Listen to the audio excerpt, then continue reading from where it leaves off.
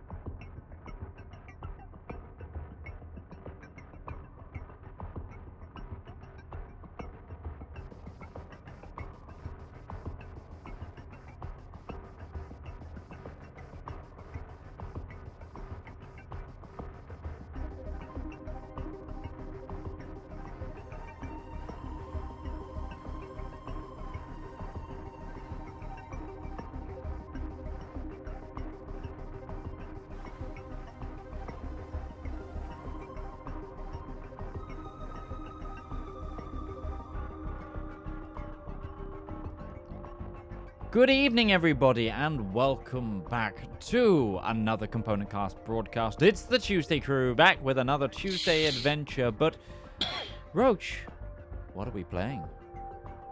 We're playing Lancer. It's a game made by Massive Press. You can buy the main rulebook on either their actual website or their itch.io page, as well as getting a free version of the rulebook without any of the lore bits on their itch.io page. Currently costs $25, and there is a multitude of other offerings from the company, including other games and supplements for Lancer. And other than that, Mikey, have we got anything to promote on your end? Well, you can always find our podcast and backlog on various things. You can find our backlog on YouTube. So if you have YouTube Premium or YouTube Podcast, you can find it all there, all in a nice handy-dandy playlist. You can find them all on individual channels. So if you're interested in more Lancer, catching up to the show, or catching up to Eleanor, because there was a big thing that happened last week, and Midge is currently shitting himself. Yeah, just you could find it all there on Apple Podcasts, Podbean, iHeartRadio, Pocket Cast, Pocket Stitcher, Bloomcast, anything essentially you can find it on. If you want to find it, just Google it, you'll find it there. Other than that, Midge got caught acting down bad for female Astarion on Twitter. That was about it. I saw that actually. As a female Astarion, yeah, like it. I saw look. It's still not Shadowheart. That's all I'm gonna say. But finally, if you guys want to help us out and help us continue to make these awesome shows, please consider either becoming a Twitch sub or a Patreon. Patreon's the best way to help out, and it's the best way that we can help fund these shows. Patrons get all sorts of extra things like behind-the-scenes access, all sorts of that. We've also got, there's other free ways that you can help us. Just retweet our going live tweets, share us around, take your favorite episode from the backlog, send it to your friends, go listen to our Elendor Chronicles Volume 1 soundtrack on wherever you like listening to things, listen to the podcast, just have it on in the background. If you're leaving the house and you want the house to be noisy as to seem that it's being lived in, you know, that old trick. Does anyone still do that? I definitely like leave the radio on like when I leave the house. Anyway, just play it whenever. Middle class, peeking right through Midge. Well, no. You leave like if you're gonna be out late. So people in a don't long steal time. your things, which, yeah. You leave the radio on for the cats. That's what it used to be. Yeah, exactly. It's exactly what it is. Anyway, without further ado, let's start tonight's broadcast.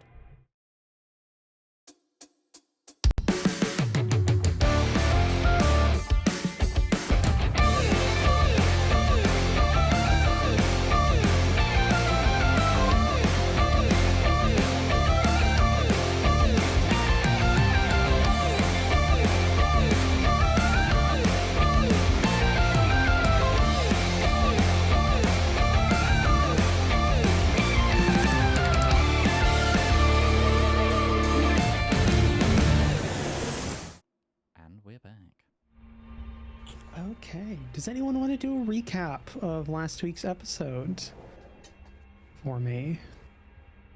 Anyone? Because and I pick if nobody answers. That's the thing in Tuesday Crew.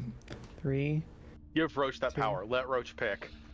I mean, that is the power. That's the power I've always had. That's Okay, so we had the end of the big battle last week. We managed to take out both the ships and the pumps because Ursa decided, I don't like my mech, I want it to blow up.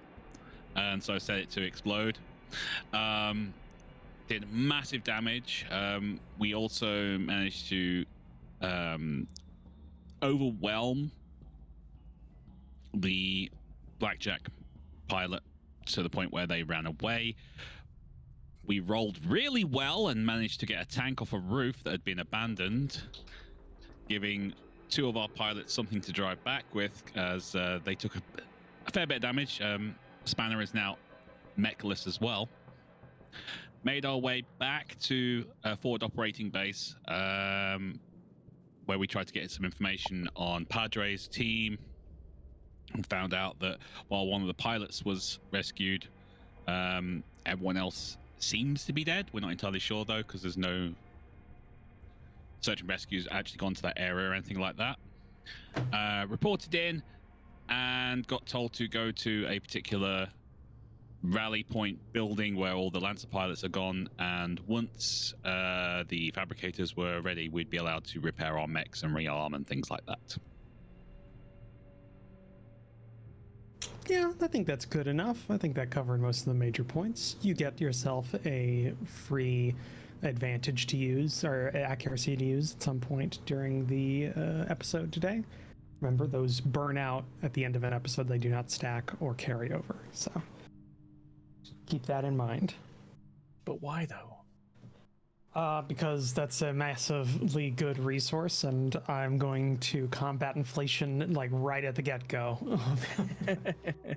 Well, a lot of economists still could learn from you on that one. Yeah, we're not gonna have a what is it, Maple Story or whatever that Guy Online situation happening right now. That's a really niche thing. Never mind. Okay, so I'm aware of this, and I don't know the reference you're making, so that just goes to show you how niche it is. I'll have to send you a video that I have. Either way, so yeah, we ended off with you all going to get a rest. You were told that you were going to get contacted at some point by your handler to do a debrief, and you were kind of just left to your own devices in the fob that you've been sent to. You did a couple hours of your own things. We had the two mechless lancers pass out some food and save some actual food for the rest of your crew. We had Padre doing some orderly, like medical orderly duties. And the other two just taking care of Atman.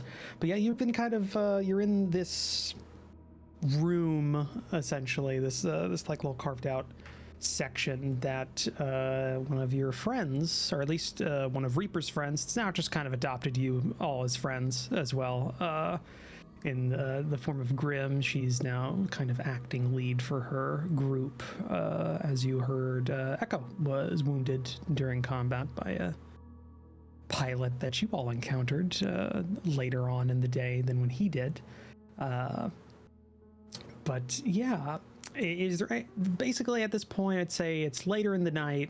Is there anything you all want to do other than just rest at this point? You're just going in for a sleep. And well, Spanner fell asleep at the end of the last episode, so yeah, I'm still dead. I hadn't gotten back to everyone yet, so I still haven't met the other people. Yeah, well, we did say you were moving away from that right at the tail end of the last episode. So yeah, if you pointed in the direction, I'm saying at some point somebody tells you where to go. Mm-hmm. You just like show up in this little room with you see Spanner sleeping on a line of tires, and everybody else kind of like sitting on just crates or makeshift chairs or floor even. It's kind of around this little storeroom. Do we all see him come in? I mean, yeah, it's not a big room. it's I wave. Yeah. Padre kind of hobbles over, like, you know, that kind of that sort of that kind of rapid move over. Just kind of pulls out. What's the temperature, like climate of this planet? It's yeah. I'm trying to work out time of year because I'm having to keep track of Union Standard and the actual orbital of this planet. I know it off the top of my head, but I don't remember where we're at in it. I don't want to look back at my notes. I'm gonna say autumn. I'm gonna say autumn, because that's what my gut feeling says. Yeah, but like northern. Talk amongst yourselves. Autumn. I'm gonna go. We're talking northern hemisphere, like European autumn. So okay, you also see that like he's like got some fingerless gloves on that like connect to his like jump. Like he is in the most like sort of like out of any like the standard gear you could get, it is like the like. He's in like the combat jumper and the thicker trousers. Sweater. Yeah. It's the, you know, the ones with the shoulder pads. He's in like one of those. Yeah, so it's like, yeah. He's in one of the ones that Central wears in XCOM. Yes, exactly that.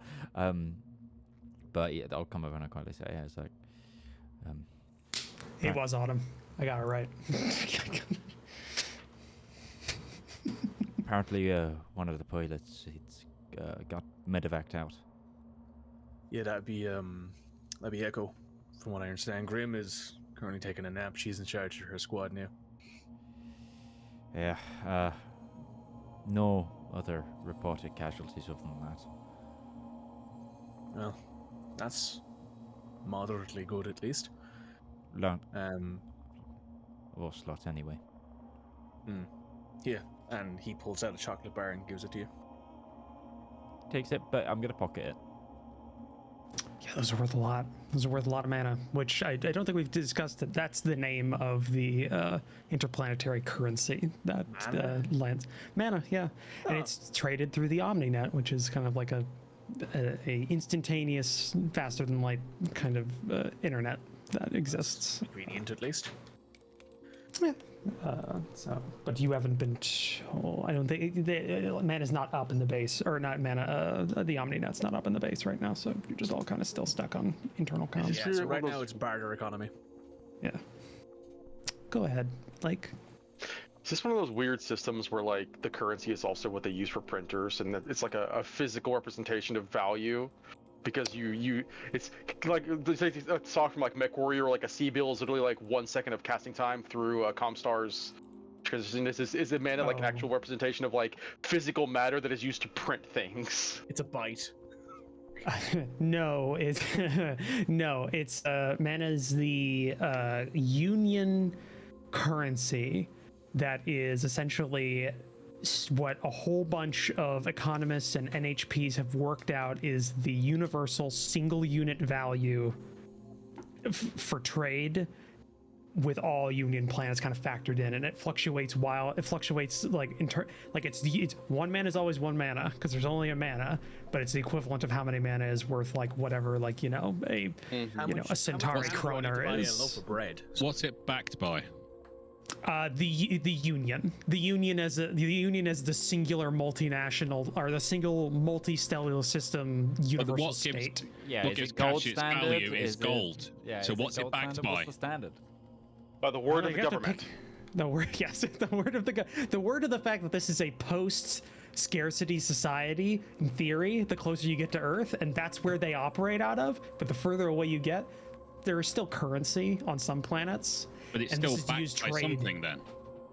It's backed by stability, the the government. It's apparently like it's something about. I read this previously, and I'm trying to remember off the top of my Sorry, head. I'm into economics, so you're just gonna have to I deal think with it's about the volume of trade that the union backs. We'll leave it that like, yeah, it's the trade value. We're also trying to base this in a reality that is set over 15,000 years in the future with Not 1,500, 15,000. Yeah, 50 with super intelligent NHP like AI programs that can think beyond quantum computing. Like they may have figured out things that we can't even fathom of. Yeah, it's true. Yeah, that it's and also no like aliens, so it's still boring. no, there has been actually there has been aliens in here. That's what brought down the second committee, because they genocided those aliens, and and that caused a giant. That caused a giant like uprising because of that, because they were fascists. So that's why all the things are a problem right now. But yeah, local planets usually have some form of currency the further away you get from that. Basically, when you get out of the central kind of core worlds, that's when you start seeing planets have like, like I was giving an example of like a Centauri Kroner or something like that, or just was something they give. You would have no context for this world yet because you have currently not interacted with anybody that doesn't have a gun. So, yeah. So they're not spouting their economics at you while they shoot you. At least That would be an interesting war cry. We're gonna run into a guy who's like, "No, your credits are no good here. Don't take Republic credits." Yeah. We're defending our crypto cards. Like, yeah, 100%. Yeah. Yeah.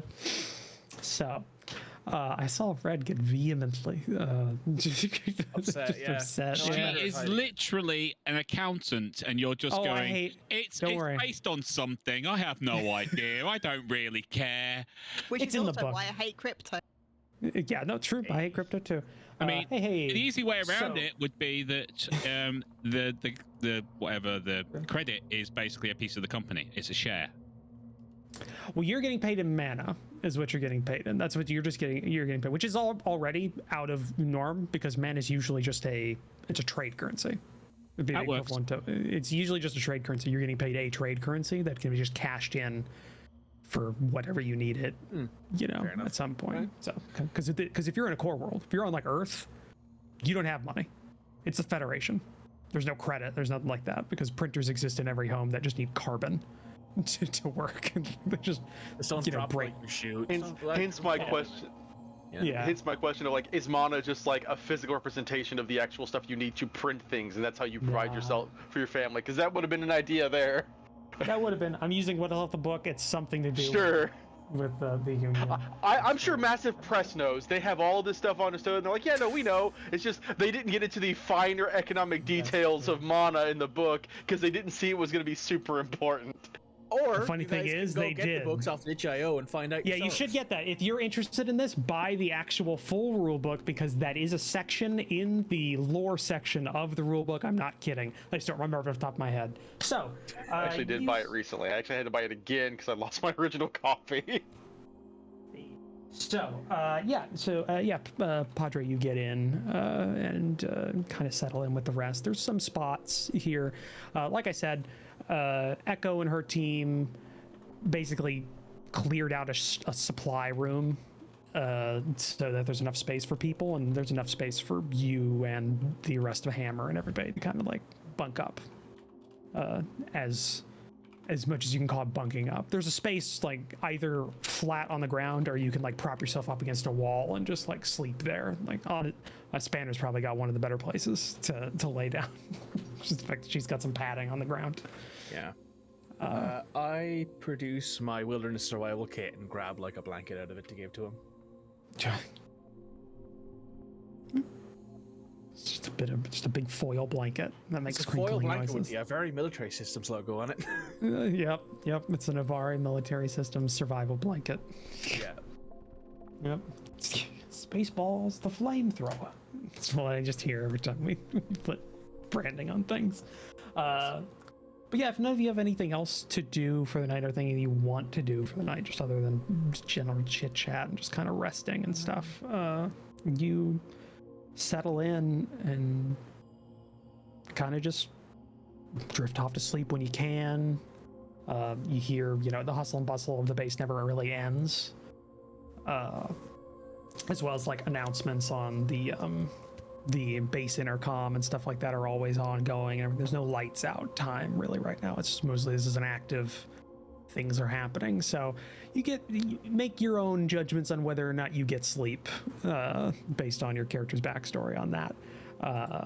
But I'll say you get enough rest, you're functional at least in the morning. I definitely mechanically. I definitely think Padre is the kind of guy that is like, people are looking at them and like, how are they asleep? Like, like he's at a weird angle. That, but also super deep sleep. I mean, Oleg isn't sure how any of you sleep because Oleg snores really bad, and also he's sleeping in a chair, just like lean backwards over a chair. No, it's not even a good chair. It's a fold-out chair. Yeah, it's a folding chair that he's just like set down and just like half leaned over. His arms are draped over the back of it. His head's logged backwards, and he is just snoring deep logs. Three of us are military personnel, so we sleep wherever we need to sleep. Yeah. Oh yeah. And Spanner is just incredibly tired. Just have to say the sheer weight of just stuff. Yeah, well, it's come down from adrenaline is hard. Yeah, it's really hard when you're not used to it. So yeah, I'll say you get a certain amount of sleep, enough to work with, just all of you. But when the morning comes, or when the kind of just you get enough and people are starting to move around more and you can't, the base hasn't really. The tempo has not changed at all on the base. There's people you're seeing that are up and walking have changed a bit, and where has changed a bit, but what's being done is still happening. Like vehicles are being driven to and fro or towed in a couple of cases. There's let's say probably including your mechs, there's probably like 9 mechs kind of stored all in the same kind of area. They're just standing, and they've got like techs that are doing like repairs and spot checks and things like that, like to get them back up and running.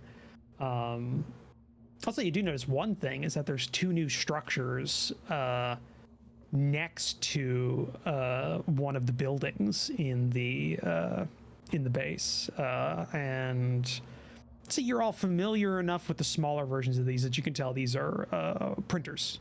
But these are like big, like a portable printer is like the size of like a lunchbox or like maybe a microwave on the big end kind of thing. And they go anyway from that to shipyard sized kind of thing. These are middle of the road. These would print out almost like an actual 3D resin printer. You don't print the whole thing in one go. You print the parts in like a plate, and then they're assembled. The parts are so, but it's big enough that it's a lot that can be done in there. And there's 2 of those set up next to a building, and they are working right now. Nice. And you see like a crew, and it's a crew kind of thing. There's a crew that has to monitor and manage these.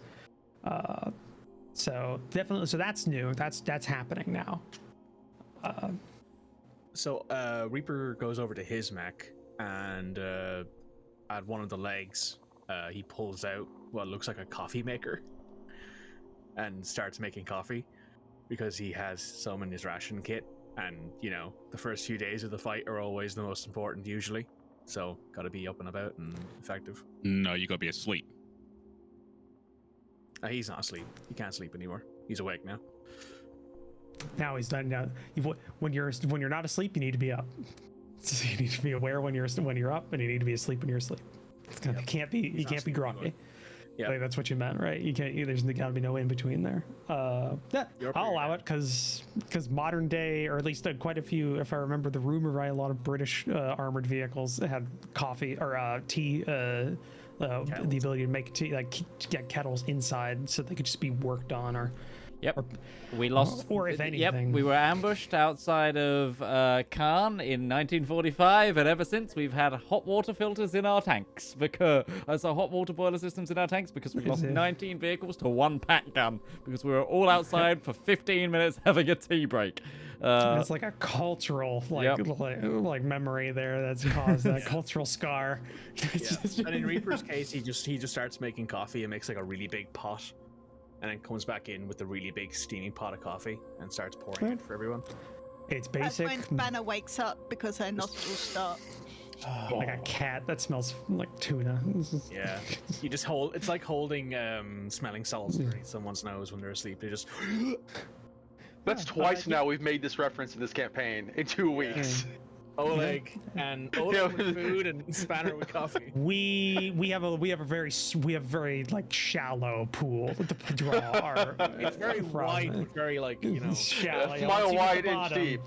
Yeah, once you hit the bottom, we don't got any further to go. I'd say you got coffee. It's not like it's coffee. It's instant military coffee, which means it's not good, but it does the job as best as it can. It has quadruple the amount of caffeine you really should have in it. Yeah, I mean, that's like normal. That's just my existence. Little foil package just got like a Reaper's hand, that's like, why you have like something like. I'm suddenly reminded of a short I saw of like a doctor talking to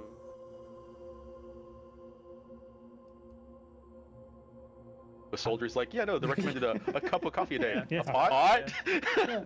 Yeah, I'll say you've got that, and I had my dice literally right in front of me before I prep. There it is. All the dice are gone. Yeah, it feels like it sometimes. I just get a mind of their own. Yeah, I'll say Grimm's up, and she's been cooking. Oh, she's got like a little. It's probably not safe to be using it inside, like stove, like little like mini stove, but she's not going outside to do this. She's not. Yeah. This has 4 walls. She's staying in here to cook it, and she's just like making some basic, like breakfast kind of foods. It's she's just making basic foods that are for breakfast. There's nothing as equivalent. Like there's no like it's whatever she's got. She's cooking. So there's just whatever. There's some strips of meat that she's cooking. Some like she's got like some flatbread that's like dry, but you could use it, and a couple of like these like travel size like spreads of whatever you want that's in a bag that they've just kind of like whenever the team like has a spare from the cafeteria, they'll just like from the mess, they'll just toss it in the bag and they just keep it with them at all times as a team. So you're allowed to to take part. She offers you have like a small plate of something warm to eat. It's better than a nutrition cube. I give her a cup of coffee. She gives me a plate of food. Yeah, and she lets everybody take a plate if you want. And it's not like it's good in the sense that it's not a nutrition cube. So, Question: are the Yes. printers noisy?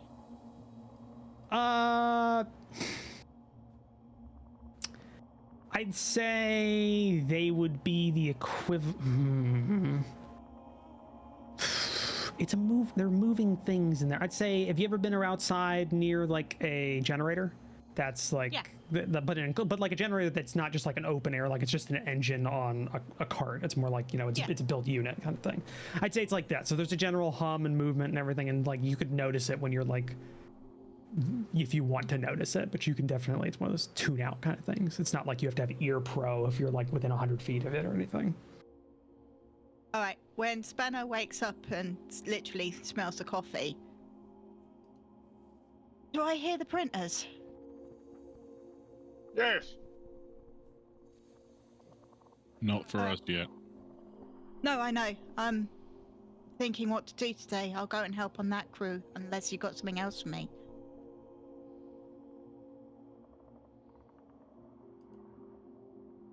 Away you go. All right, after breakfast, if anyone needs me, that's where I'll be.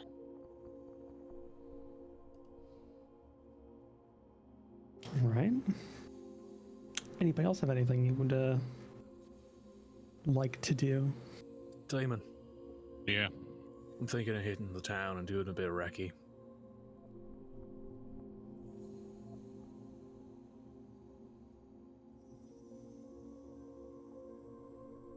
Take a down day first. Alright, I'll see what I can find then. Yeah.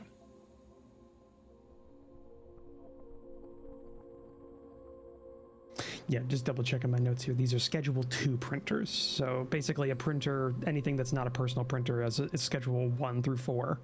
And 1 is for size 1/2 to 1 mechs, 2 is for 2 and below, 3, etc. And then 4 is like stellar, like mega applications kind of thing, like orbital appliances. So these are Schedule 2 printers. They have crews of like 4. To give you a size. The higher grade printer mean quicker printing, or is it just it can do everything below it? It means it can make bigger things, and it would take like for example, like a Schedule 1 printer, a size 1/2 or 1 mech, would take 2 to 8 hours to print. Okay, so we can print parts quite easily. Yeah, you can print parts, and like a Schedule 2 could print a size 2 mech in 10 hours. Anything else is 2 to 4. So essentially, you can you're able to put more things on think like a 3D resin printer. Like you put more things on a bigger plate, and you can do it more. So that's kind of how it goes. So yeah, these are Schedule 2s, and these are they're a Schedule 1 is 150 square feet kind of usable space is kind of the size of them. So they're about 14 square meters is the Schedule 1s, and these are one size bigger. So proportionally, think about that. So they've been put up. Yeah. Actually, Reaper, Yeah? change my mind. Yeah, go for it. Take Ursa with you. I work better on Wacky on my own. Yeah, and if anything happens to you, we won't know about it. But I'm more likely to get caught that way. No, if he's in a support role. Alright, if you say so.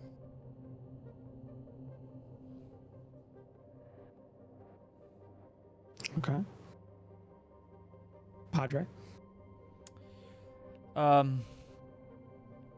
think I'm just gonna go back to helping with just do orderly business, maybe eat some things again, like just literally taking a rest day. I'm also every now and then I'm gonna be like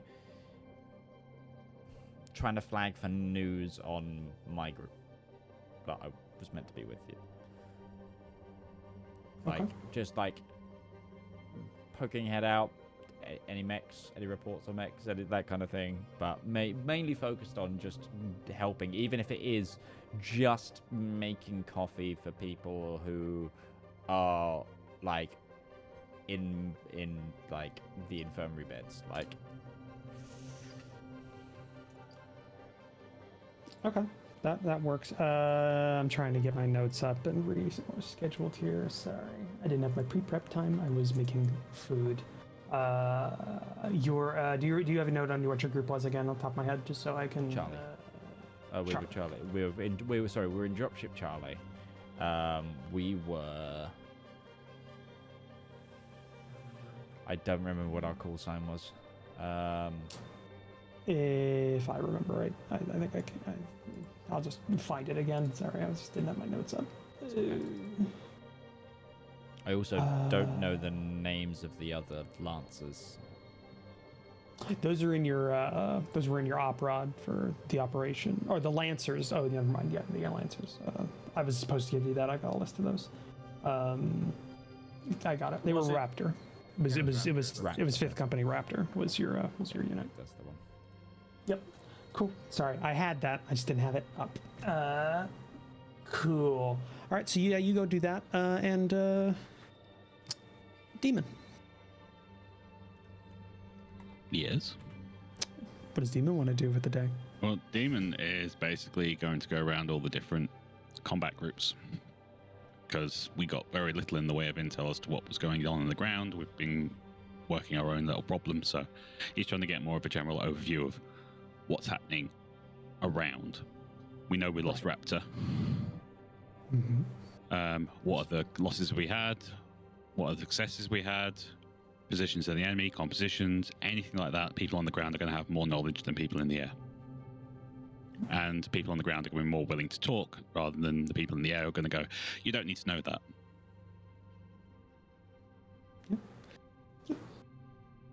Okay. Well, you did get that info from Grim, who was able to tell you everything you needed to know about her combat group, that they had casualties, and that Echo's at least out for a bit. So you had that. Okay. We'll do this in little bits and goes. Spanner.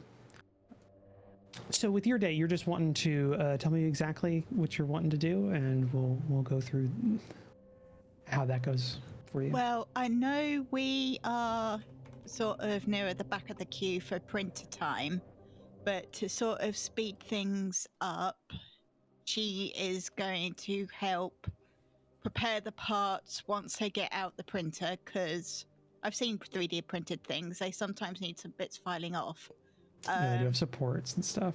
In my head now, it's just a resin printer that's making these mechs at this point. It's a resin printer that uses molten frame metal. of reference. Yeah. 3D printers that use molten metal already exist. Hey, in Elite Dangerous, we were using USB ports, okay? So just... Yeah. I It's mean, true. I mean, like, we're at a point where people are 3D printing organs. Like, fucking the future is now, Yeah. everybody. Like, Yeah. No, I'll say yeah. There needs some like minor like prep. I'll just say like it builds it, but I in my mind there's got to be some other like, because why not just build the mech in one part if it's that complex that you could do it. So I'm thinking there's got to be joints and things that sort of need articulation and things, and yes. So I'm just assuming. I'm assuming there's things that need to be like reserves need to be topped up, electronics need to be tested and double checked for circuitry, things like that. Like there's basically you have to have prep cool time as well, right? Like they've got to have it so it like cools. Otherwise, like it comes out of the thing and just bends. Like Listen, it's technology they figured out. We don't need to do it. It's technically it's according to the lore, it's just transferring essentially just carbon. Like or whatever like the simplest like material like molecule they have is into something else, because it just makes a different molecule. They are able to break it down and bring it back up. But my head, it's just a 3D printer. So so if you're wanting to provide your help, they will take it as it's an 8-person team working on these 2 printers right now. because each Schedule 2 has a 4-person team that works it. But most of those, I'm going to say, are probably just working, like doing like power regulation, double checking like the actual like in progress prints, and just like doing any spot management that needs to happen to make sure mechanically it's fine. After that, that's more of a maintenance crew kind of thing. They get the parts and they need to make sure that they work and everything. So you can volunteer to help with that if you would like, and just. Yeah, it's going to be comforting for her, if nothing else, because it's, not battle. Yeah. Well, these are set up next to kind of like a storage, like what used to be probably like a big storehouse. It's been cleared out and now been kind of converted into a maintenance building. And so there's a couple of like mech cradles that have been like set up inside of the main structure, and where whatever's needing to be worked on at that time is being worked on. And so you're getting to see like what's happening, and that includes vehicles too. Mechs aren't the only ones that use printed parts. Like everything is printed in some way, like in this day and age, for anything that's like union like related. There are some planets that still do basic manufacturing like normal, but most don't at this point. It's pretty basic technology. So you're even seeing like vehicles like tanks and armored personnel carriers and things being brought in, and they're needing like an axle replaced, or they've got like a whole armor panel that's being like taken off and then replaced, or there's just like bits and pieces that need redone, or computers out and there's the whole system needs to be like brought back up. Those don't take up as much space though, but they're happening. So say throughout the day you can definitely get a sense of just give me a grit check. We'll see. This is mostly just for observing and kind of keeping an ear out. Do I add +1? Technically, you have not leveled up yet. Not yet.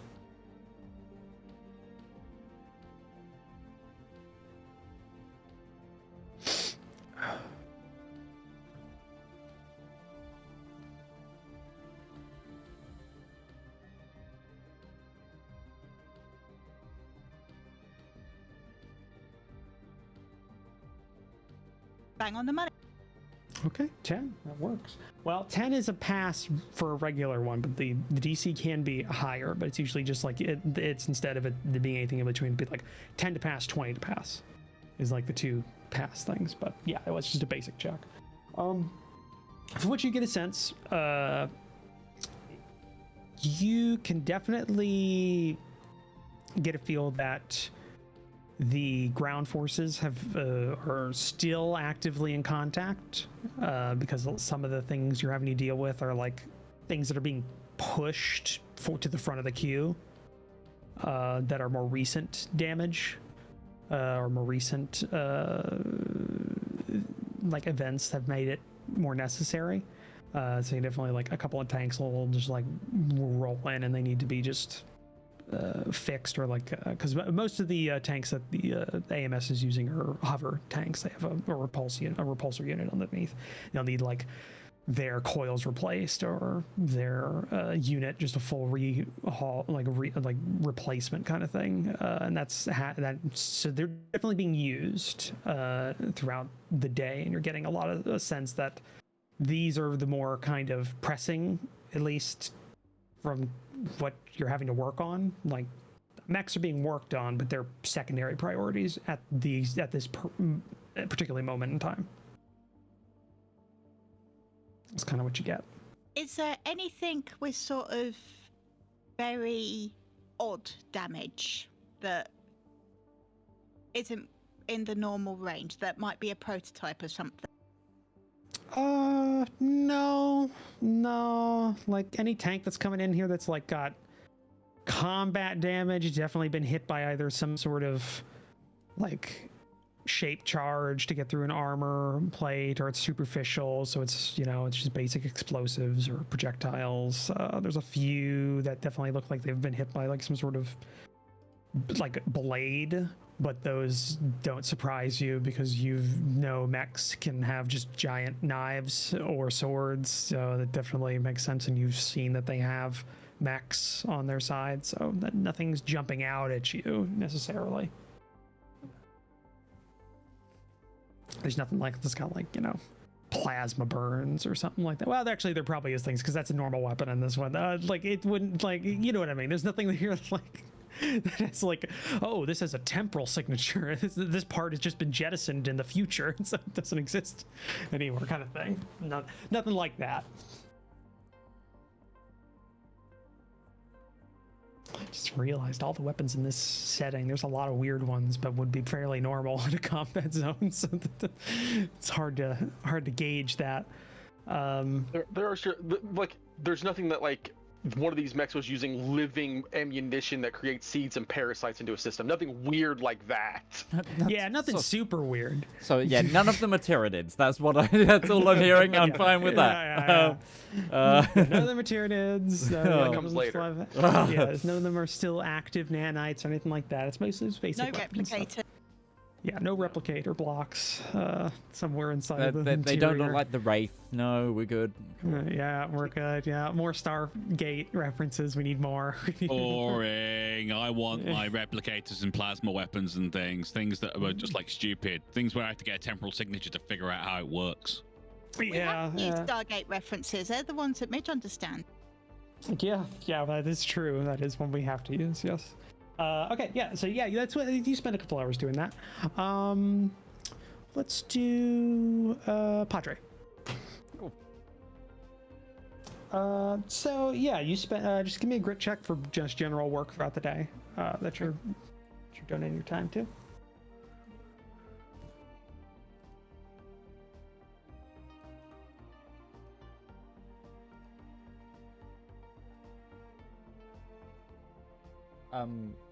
Can I,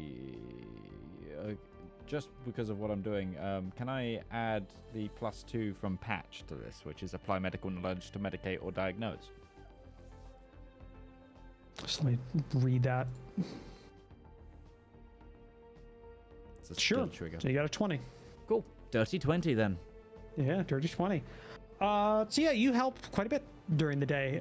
This is still a very active kind of forward medical station that's being kind of put through the paces. But it's a little less hectic. It's still hectic, but it's a different kind of hectic. And the hectic yesterday was more so not everything was in place. It was more of like this is a fresh kind of situation that's being set down. This is more just like it's getting a lot of use kind of feel to it, of which I think everybody kind of gets a sense of, because throughout the day you'll have just a random intercom announcements that kind of will chime out over the base speakers, and at one point one of them just says, all personnel with O negative blood please report to the medical tent.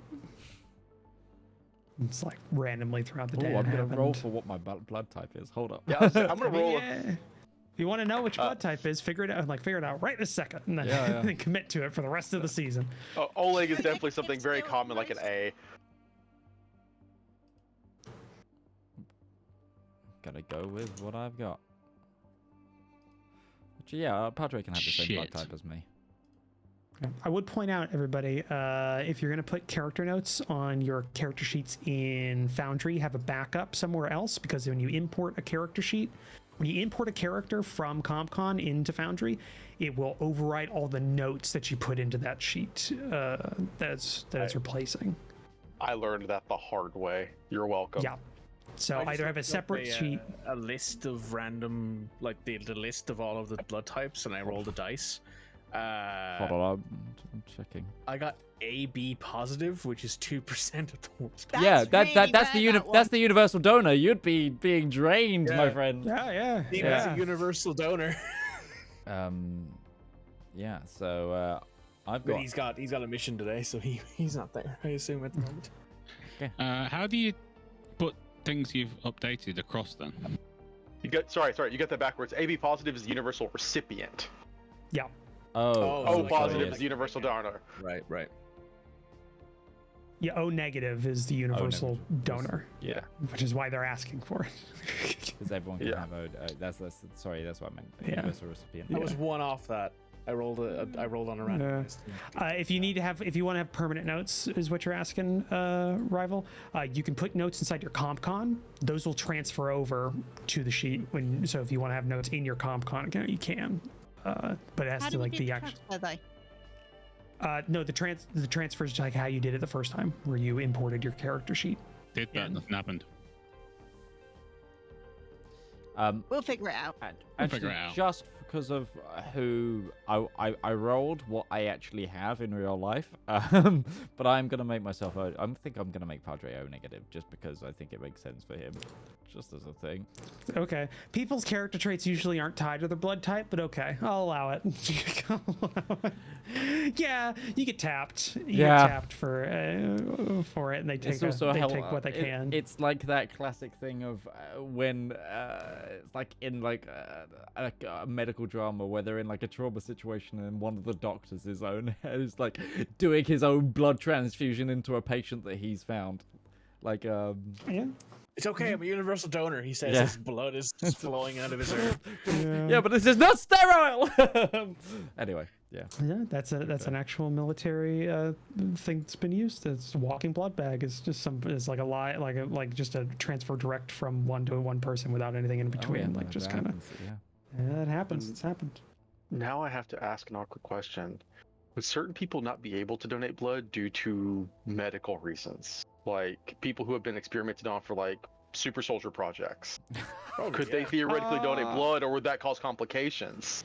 Technically, I would say no, unless you're like putting forward the fact that super soldier mutations are bloodborne diseases. Yeah, it doesn't really that's work. what I'm saying. Like, what complications could you potentially run into of like if there's stuff in their Pretty blood normal, that like, just can't you've got a survive in a normal disease. person? Yeah, like It's pretty normal. You have a disease or something like that. I'd say most things like that have probably been combated Captain in the America, I'm future. doing my part. The Red Cross, the fuck you're not. Get out of here.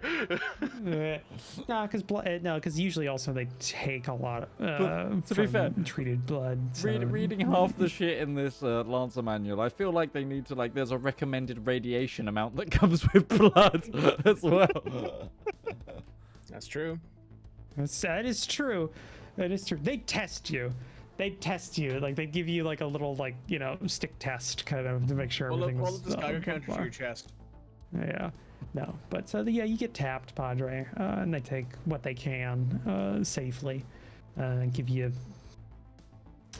They give you a nutrition cube for to like eat this and drink water. What You do flavor? have chocolate on you. Oh, you do have a bar of chocolate on I'm you not. if you just don't No. want to. I'm saving that. That's Okay. That's going to not me. Okay. It's Cool. probably going to get handed out to a civilian. 7. Corned beef and whole wheat crackers. Cube. Okay. And for everybody watching, yes, I did actually make a full chart of these. That is rollable. And yes, you don't want to see it. No. Or do you? You will see it bit by bit because Oleg's going to be going to it frequently. You just Like keep rolling the appreciates same the- results somehow. Like It's always appreciates the the same effort. thing. I'll say there's one on this list that I already picked out as the thing that's going to drive Oleg nuts if he gets it, and there are a few that he's like, oh yes, this is the best one. I've debated since last week. I have to figure out what like gray market economy for nutrition cubes exists. Like because there's MREs right now.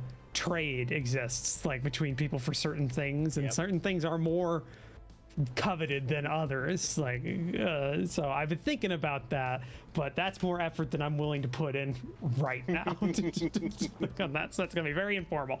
I feel like we're going to have to post this entire nutrition list on the Patreon. But Hey, done it does up need to be a nicely. reward. Yeah, it needs to be. We've done up nicely. A Yeah. proper. We'll make a proper table. I might do that. Avari brand it. We'll Avari brand it. Yeah. Like, we put I the might do that. armadillo on it. Armadillo. The Ari Oh, right. Armadillo The from last Ari week. Armadillo. Yeah, that's right. You're right. You're right. Yeah. We have put him in a canon little, now. with a little chef's apron on, and a little, Yeah, and like a 3D yep. printing oven, I hate like it. you know, I hate it. the cubes come out. Yep. Yes. So, fuck, God. Yeah, you get that, which again is just a nutrition cube flavored like that, with its texture homogenized between the two primary ingredients, so between corned beef and crackers. Is the texture that you get off of that, the consistency. So whatever's right in the middle. You have that, and then you get right back to work with, just a little bit less blood in you, or, and go through the rest of your time.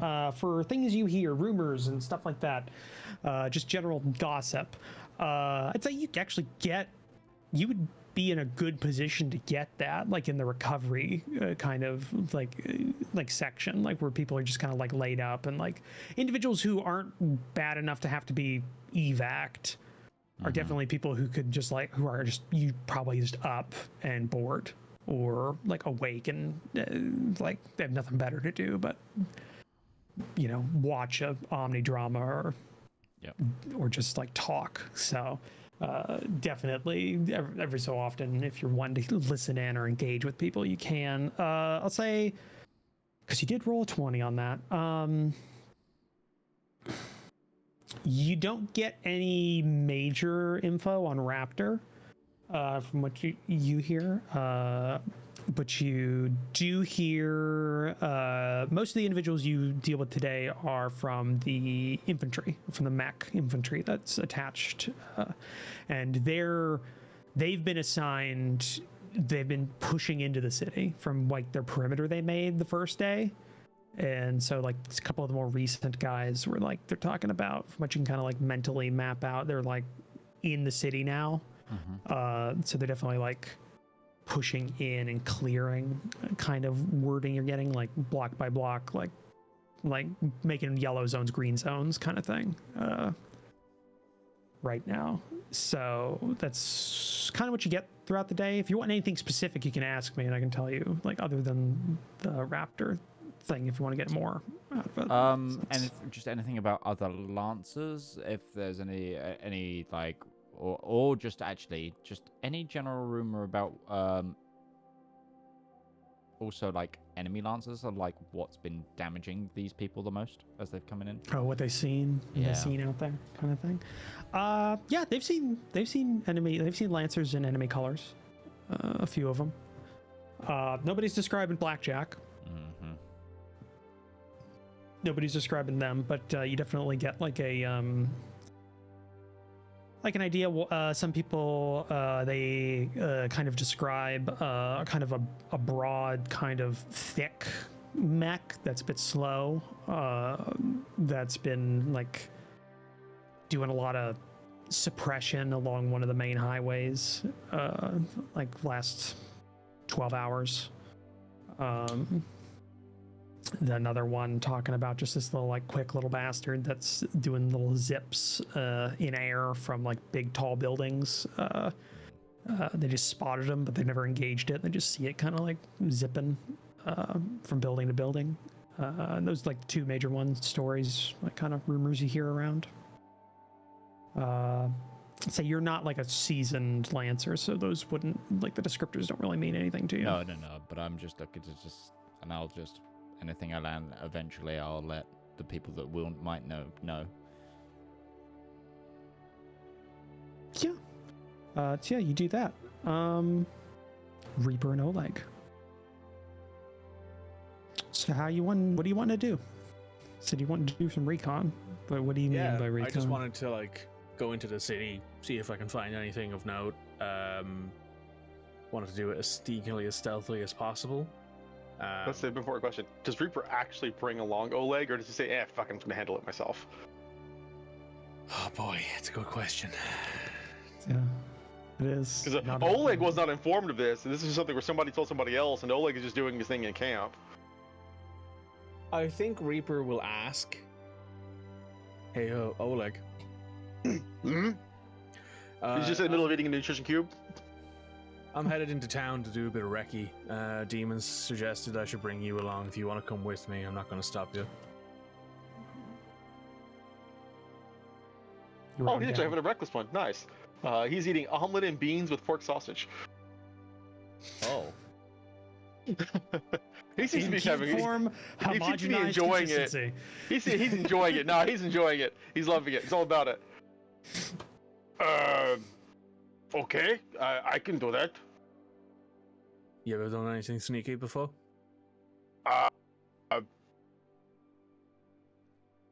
No. He's honest. At least you're honest about it. The closest I have ever come to being quiet is the moments before opening fire, after breaching. There's the moment where it's kind of quiet, where you're just kind of flying through the vacuum of space, but then you hit the ship and it's very loud, and then it drills through and it's even louder, and then you are on board, and then there's no shooting for about 5 seconds or so, and then it just gets really loud again. That's about the longest time I've been quiet. Well, that doesn't really suit what I'm looking to do, but, Oh, shit. Okay. Reaper has asked me to ask you to come along with me, but if you don't think you'd be any help, that's up to you. I could watch your back, but I'm not good at being quiet, no. I don't think I'll be going anywhere particularly hot, shall we say. I don't want to, like, run into town and go looking for anything heavy. I just want to, like, see if I can spot anything of any real nature from some of the taller buildings that are still out around here. See if maybe I can spot some chemtrails, excuse me, from the rockets or anything like that we've spotted. So if you want to come along, I'm not going to stop you, but if you think it's better for you to stay here and maybe help around camp, I've asked you, I've done what Demon has asked me to do. Well, kind of give us the order, sir. We will take the civilian clothes. We will take car. I will wait in car. Oh no, absolutely not. That's not my gig. That is the best way to blend in, yes? I mean, if you want to do it that way, sure. But I plan on climbing across some buildings and getting some vantage points with my scope and stuff. But Are you going to walk all the way to town? Wouldn't be the first time. We were traveling via Mech to get back and forth. How long would a walk to town take? You're in an industrial zone, but you're on the edge of town. So you're in an industrial zone at the edge of town, like in an industrial park. If you want to get to like, I guess it would depend. I guess walking. Oh, God. Reaper wouldn't be walking. He'd be like taking a line from the top of the roofs if he could do that. It'd be pretty difficult, just in that in general, because you need to be, you'd have to, because industrial park, you'd have to get somewhere that had kind of uniform kind of building layouts, or at least block structure, because an industrial park's more just like, you have a lot that's randomly organized however you need it organized, kind of situation. So I guess like it'd take you probably about like 50 minutes like on foot to get to like the edge of an industrial, or the edge of the industrial area. Not bad at all. That's not bad. I was thinking like if it took us like 2 hours on mech foot to get back, then we're talking like maybe 6 hours to get to and fro from the zone. But I guess mechs aren't that much faster than foot, anyways. No, because mechs aren't that much faster than pilots. It's the same speed, and whatever. Technically faster when he levels up too. Yeah, so. I'll say this: you would know this is a capital. This is a planetary capital city that, as far as you know, does not have currently functioning mass transit. So trying to get anywhere inside the city is more difficult just by that very fact. And you're making it by doing like the rooftop thing. You would be, yeah, you'd be very, very limited, and it'd be time consuming to get anywhere. On that point, just trying to think of how. I mean, he's fine with doing it as stealth. He's fine with basically just walking into town and finding a car that hasn't been blown out. Yeah, you would. No, you're not seeing people leave here like by themselves, the space. It's more like units are leaving through the gates. Like the smallest group you're seeing is like a single not command car, but like the equivalent of a single Humvee or some sort of light vehicle is like the smallest you see, but it's still a light vehicle that is armed. Yeah, because usually we have to like go find a infantry. civilian vehicle, essentially, because there isn't any to do around that. here. Unless we wanted to take the tank in, so that way we wouldn't be shot at, but also I don't want to do that in case we get shot at. But that increases your likelihood that you would get shot as well. Hold on a second. I'm just because Reaper's smart. Reaper has been in combat in the military before, so Reaper would know. Reaper just wants to get intel on the situation. Yeah, he just wants to see if there's anything he can spot that would be like good to relay back to command, because that was part of his shtick. I'd say give me a grit check. Sure, and I assume this is a flat roll, because we haven't technically leveled up yet. You haven't leveled up, but I am going to give you an accuracy on this. Okay. Because of your previous experience, I'm going to give you an accuracy. For free, out of the goodness of my heart. 19. Okay, yeah. I'll say this. Reaper has noticed there is, I guess, it would be some sort of, I'm trying to, like, in my head, it's like a grain bin or like a grain elevator, but it's more of like it's a taller industrial building, probably like a 20-minute walk away, but you can just see it from like the top of some of the buildings in the fob. You can see like it out in the distance. From there, you would probably be able to get a good line of sight for a couple of miles out into the city. Right. It wouldn't be far enough away that you'd have to like start having to. It'd be more like you could do this on you could get there, set up, and then like observe for X amount of time, and then come back, and technically you're still out in the city. For it. So Reaper that'd probably be your for a best. second, and then like there's a moment where he realizes he remembers that building, and he goes, "Actually, there's a building not too far from here that should do the job. It's not inside town. I can sit on top of it and do some recce from there. So if you have any plans, you don't need to worry about it." At which point Oleg will just say, "What's that? Yes! Oh no, I cannot do this. I am very busy today." And Oleg will just walk away. He just shrugs, turns around, goes. He gets his rifle, like he gets his gear from his mech, because he doesn't want to be caught out there on his own in case there's somebody. You never know. Right. Is Reaper trying to get permission to leave, or are you just like jumping on a truck and then jumping off when to get through the gates without telling anybody? That's what you're doing. A ladder. The ladder. The He's ladder. just leaving. He's just leaving. He's not Just leaving. permission. Yeah. Okay. You're not going to inform gate security that you're leaving the base. I mean, they'll see him. Yeah, Central, we got an armed man coming Trying to come towards back in the base saying he's a member of Hammer Team and he's not. We don't have anybody on. Jumping on a Navari truck to go to this thing out of the base. They'd still see him leaving. He's okay, that's what you meant. You're leaving. You're leaving with a unit, and then you're like if someone's heading out that way, he's like, well, I don't need to huff it, so at the very least, I'll jump on the truck and go out. I didn't know the context you were going with. You're going like, I'm going AWOL to do this, so that's out of the thing, and then like we'd have to do he's a whole not that thing. crazy yet. Okay, I'm just making sure because you do know because Reaper would realize because not only did you see it, protocol, he realizes not that only he did you shouldn't see it. But it's a normal thing. There are automated defenses on the walls that are just turrets. Yeah, like he's not. Have a set kill order. I'm bad at wording it. He's much more intelligent than actually. No, I get you. That's fine. Yeah, you're able to find just a unit that's heading back out to their main unit. They were just dropping off some wounded and picking up some equipment for resupply and like ammo. So you just like tag along with them. They don't ask too many questions. You're in a Lancer, kind of like, you know. He's also carrying a massive sniper rifle. Yeah, that you look like you probably should. Heavy.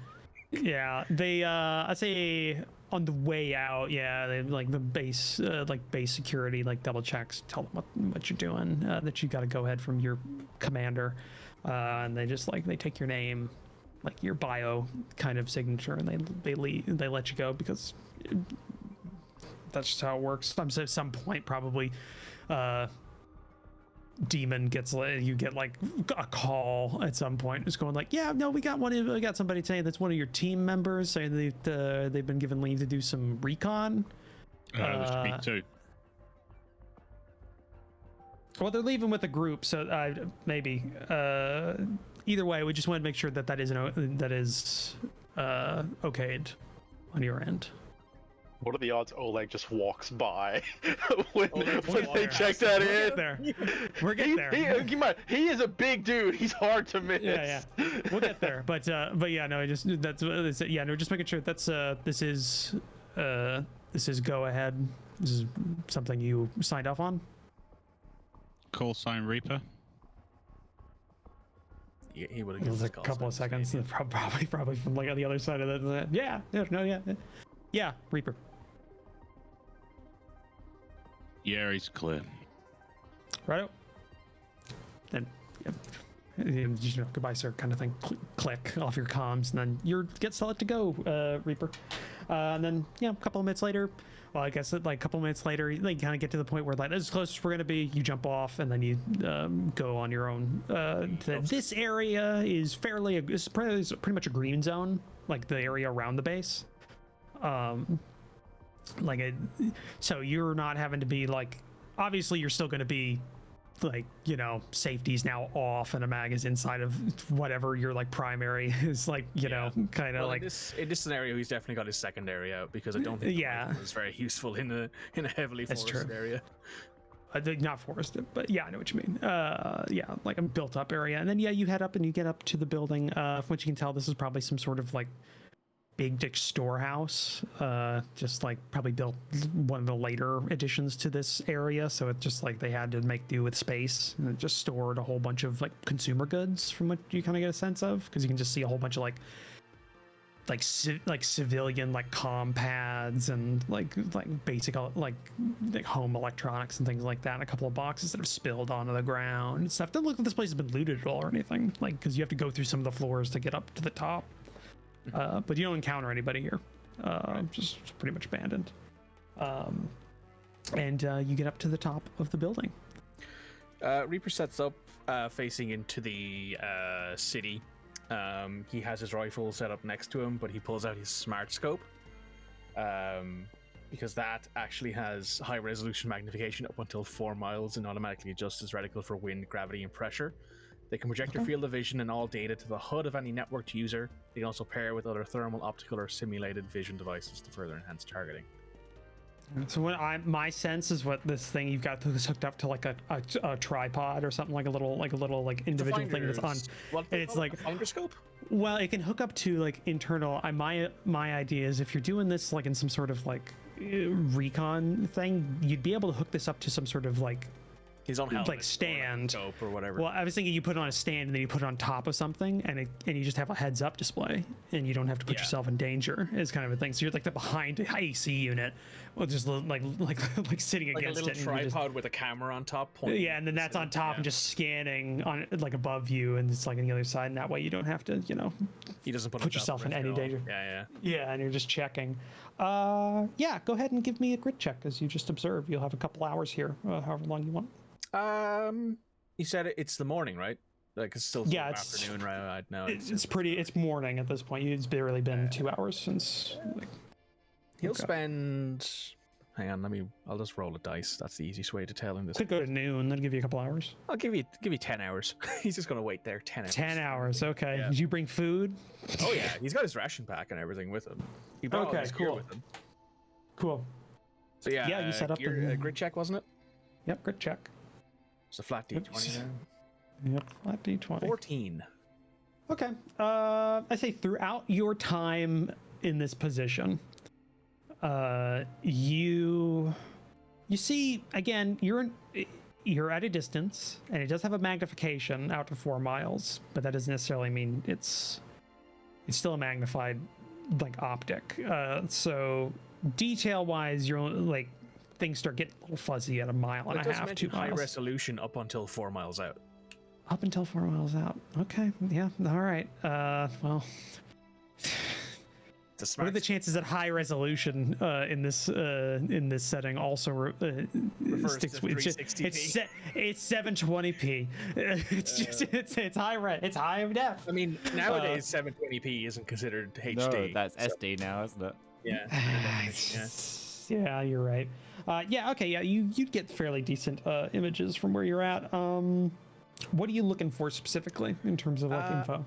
It's probably harder for him to spot stuff, but if he like spots any kind of concentration of enemies, any sort of big noteworthy things that might pop out to him, maybe like a building that looks like maybe it's a manufactory for stuff, anything that kind of has groups of any sort of major contingent of what he can easily make out are enemies, because obviously there can be just civilians scattered about. He's looking for anything that definitely stands out to him as this is a concentration point full of Op 4, essentially. Okay.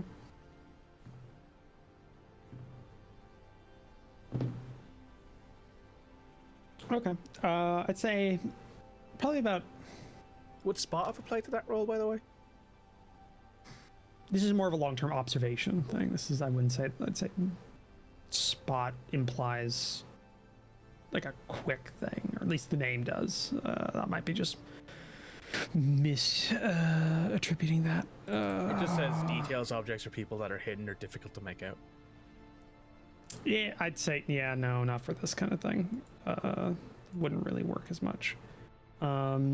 Yeah, so kind of say about an hour or two after you set up and kind of observing, you do get you spot something that's of note, because you have seen sporadic fighting in various areas, but I'd say you'd be able to at this point kind of be able to gauge location. I'd say maybe 3 miles out, like on the south side of City Central.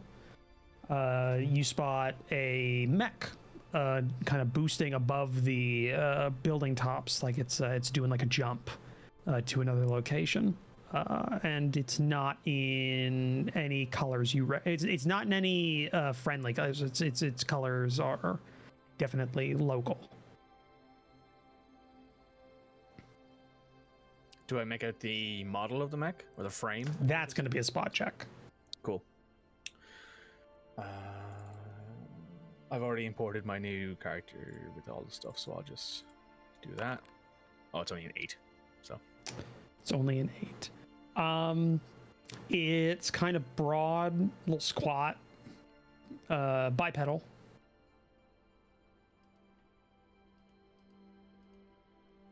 It's got pretty armored.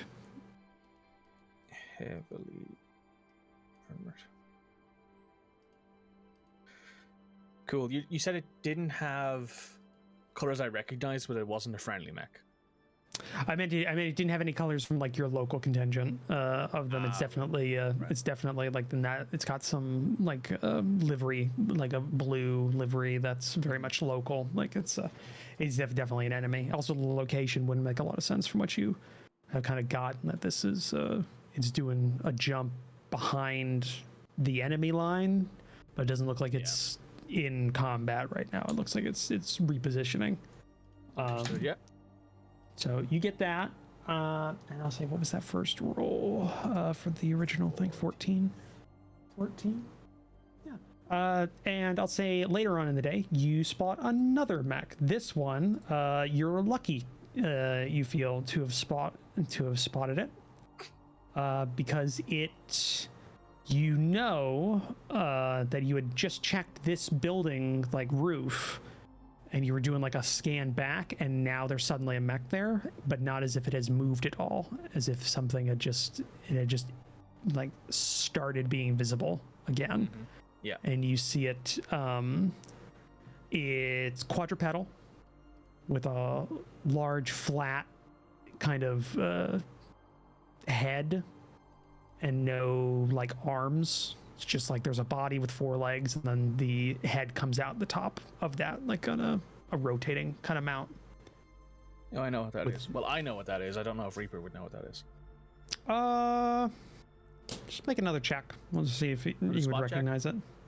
Yeah. Well, yeah. Another spot check for that. You did get. Well, you did just do the spot check. I'll let you do another one. This was you didn't see the other thing, so that works. 30-20. Jesus. Yeah, you'd recognize the make. This would be looks to be like a swallowtail. And right as you see it and spot it, it looks like it had, you infer that it had to have been just invisible, or there had to be some sort of cloaking system on it. It is now like crawling down the side of this building behind it to go somewhere else, or to like stop whatever it was doing. Yeah, and it's got a pretty long barrel cannon on it, but it doesn't seem hot or anything. The other thing that comes out to you that I was going to say was you see a big optic on the opposite side.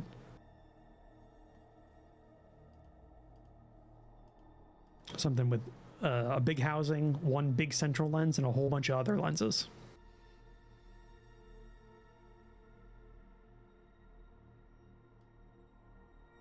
Copy.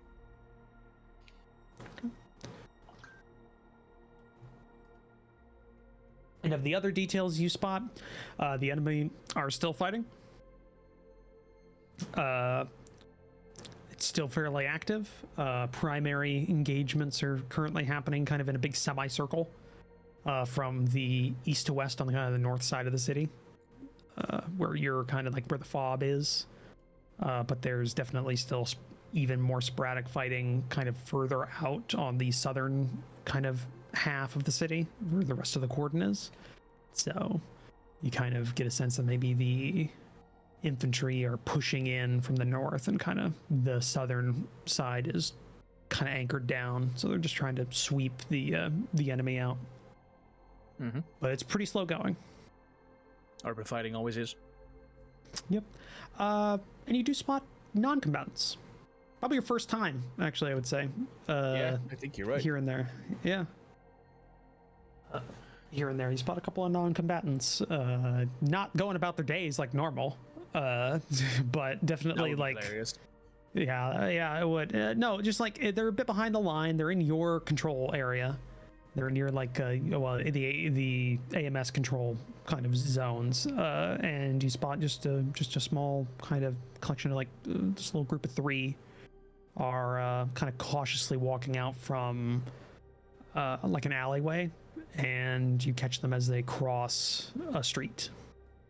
They don't have any weapons. They look to be kind of younger and civilian kind of dress. Mm-hmm. That's what you get. They're just kind of like darting between two, like a street, like across the street. Cool. Yeah. We'll say that's where. Notice that, and that's it. Yeah, we'll say that's where we leave you for now. Demon. Do Yes. you want to go to break first? Sorry. Oh yeah, no, yeah. Thank you for keeping me honest on that. Sure. Okay, so join us in 10 minutes time. I don't know why that forgot from my head. What was that? I forgot the number 10. Okay. Join us in 10 minutes time after these messages. We'll see you guys in a moment. Hey, come here a minute. Do you need royalty-free music for your TTRPG content, whether that be a YouTube video, stream, TikTok, Instagram post? Don't worry, we've got you covered.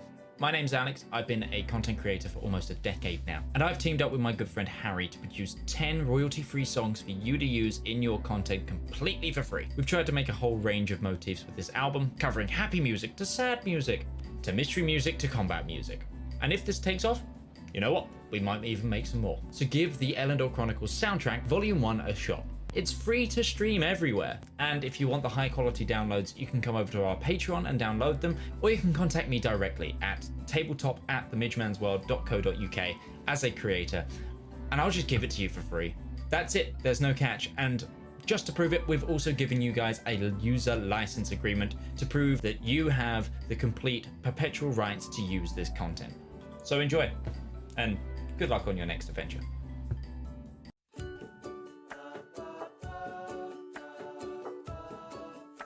Oh, good day.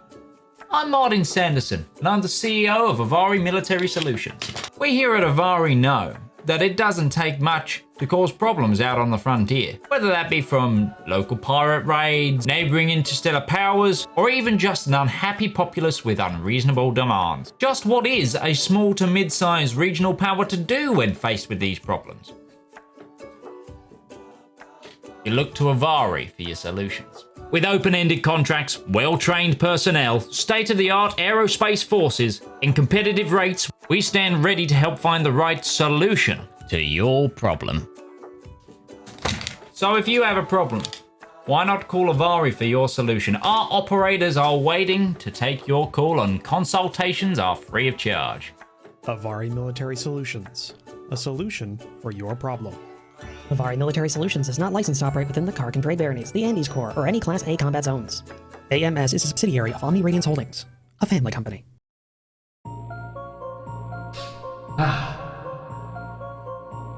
When is a story more than a story? When a tale is more than words on paper? When is an ad more than the script it's written on? In the darkest and deepest annals of our own history, worlds of wonder and splendor burst through like a blister made of hope. From the brain that's rattled and riddled with madness, a radiant pustule. Writing, art, that's storytelling. That is the true lust of life.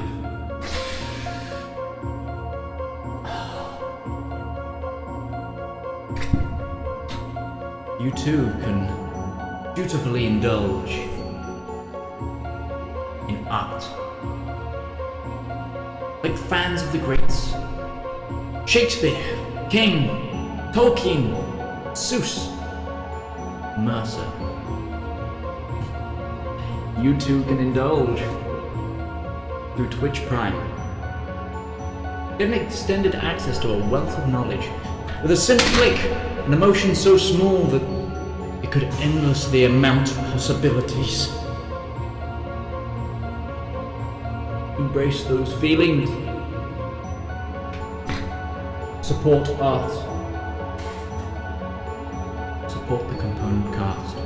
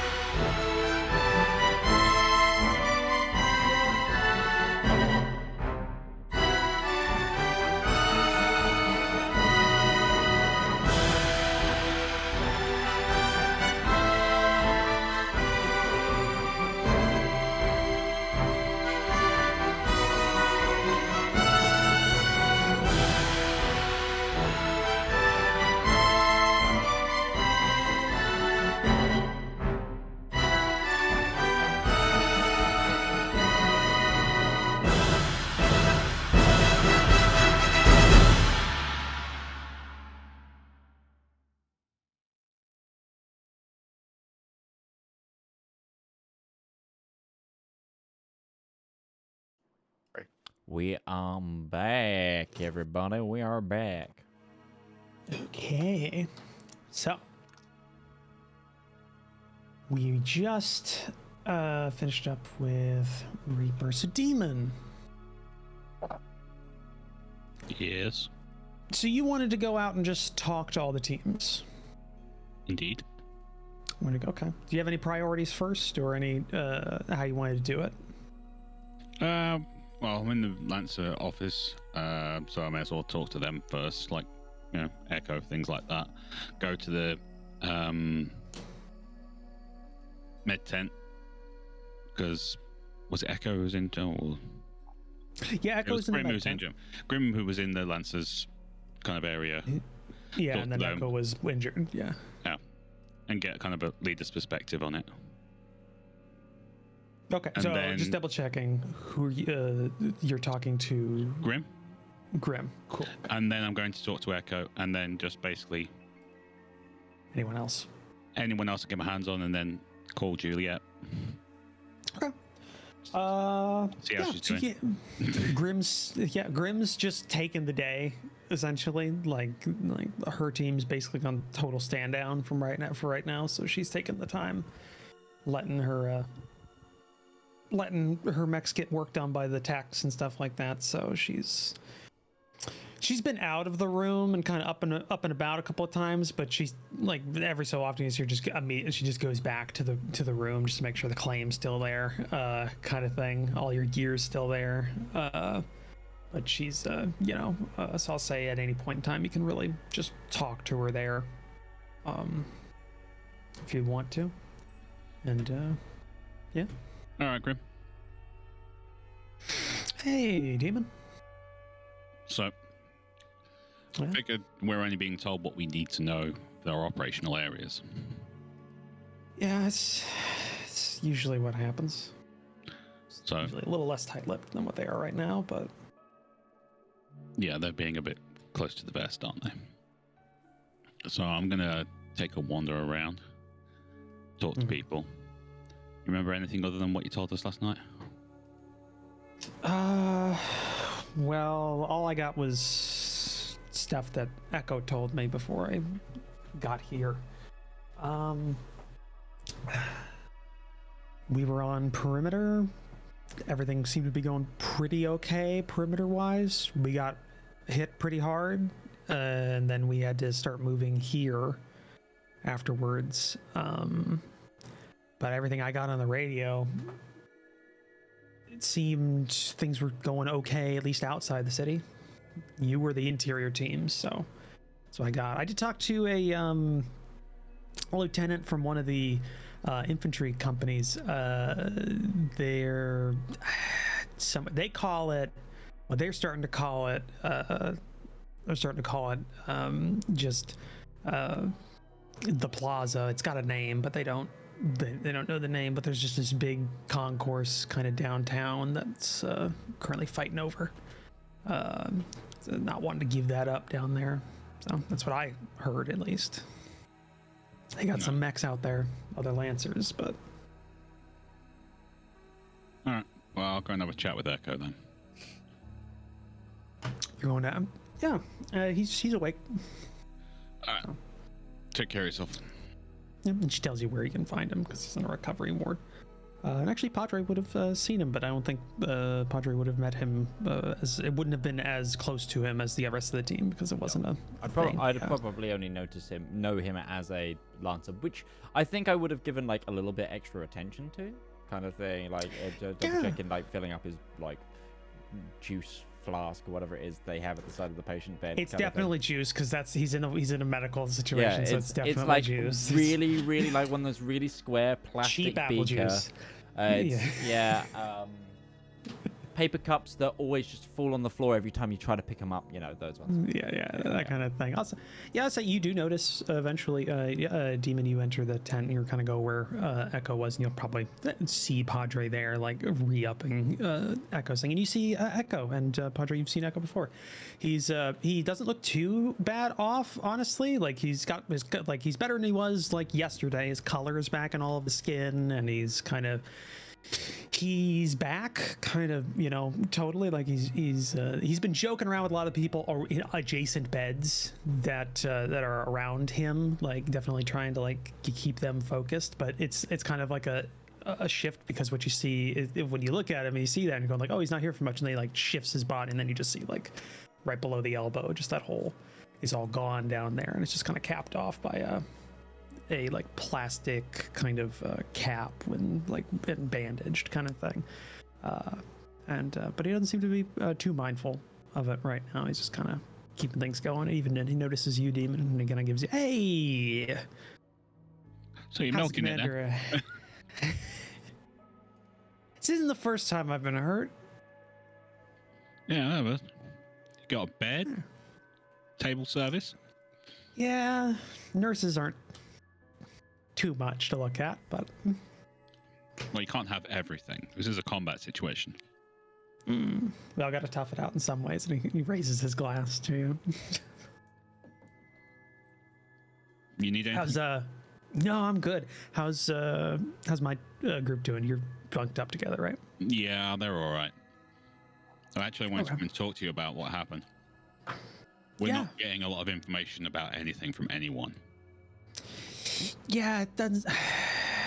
Obviously, I'm not getting a lot here. I can definitely I've been on a lot of these, so they're usually a bit more open at this point. I'm getting the sense that things aren't going exactly how they planned it initially, so there's a little scrambling going on right now. Yeah, I might have given the CO a bit of a hard time about the lack of intel when we were dropping. Let me tell you something about Sunshine. Go for it. Because one, she's 2IC. She does all the admin, but she's not in command.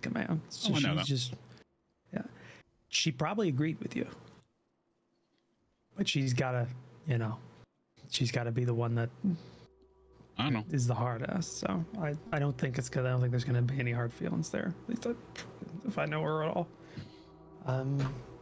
Right. Yeah. What happened?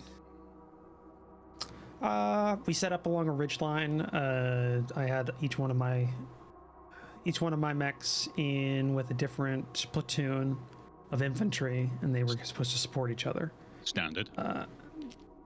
I was moving between two positions I was just keeping them on the move, making sure, because they had different sight lines. And then I heard a call from kind of the platoon we had behind us, kind of in a kind of a skirmish line. They sent out a distress call. I went to go back them up. I went through one of the platoons in between me and them. Me and another one of my pilots got hit before we even knew what happened. They weren't sticking around to fight. They were just moving. That was pretty quick. Kind of caught me off guard. You get a look? It was Raleigh. It's a Raleigh, big, Blackjack. black. We ran into him. Oh. It And? took 3 of us to do enough damage to actually make him back off, so... Well, that's something at least. He has micro missiles on a launcher on his back. Probably hit you with that. No, what I saw before my feed cut out and I passed out was a combat knife going through my cockpit. So that yeah, like I said, he kind of came up on us. We expected them to kind of try and break the line to kind of open it up, but they weren't. They were just going right through. And then all I had was radio stuff. Just at that point, and I was out of it. I think that's when we hit the spaceport. I think that's why it broke off. Maybe. I don't know what their orders were, but it felt to me like they were outside and they wanted to get in. That doesn't sound right.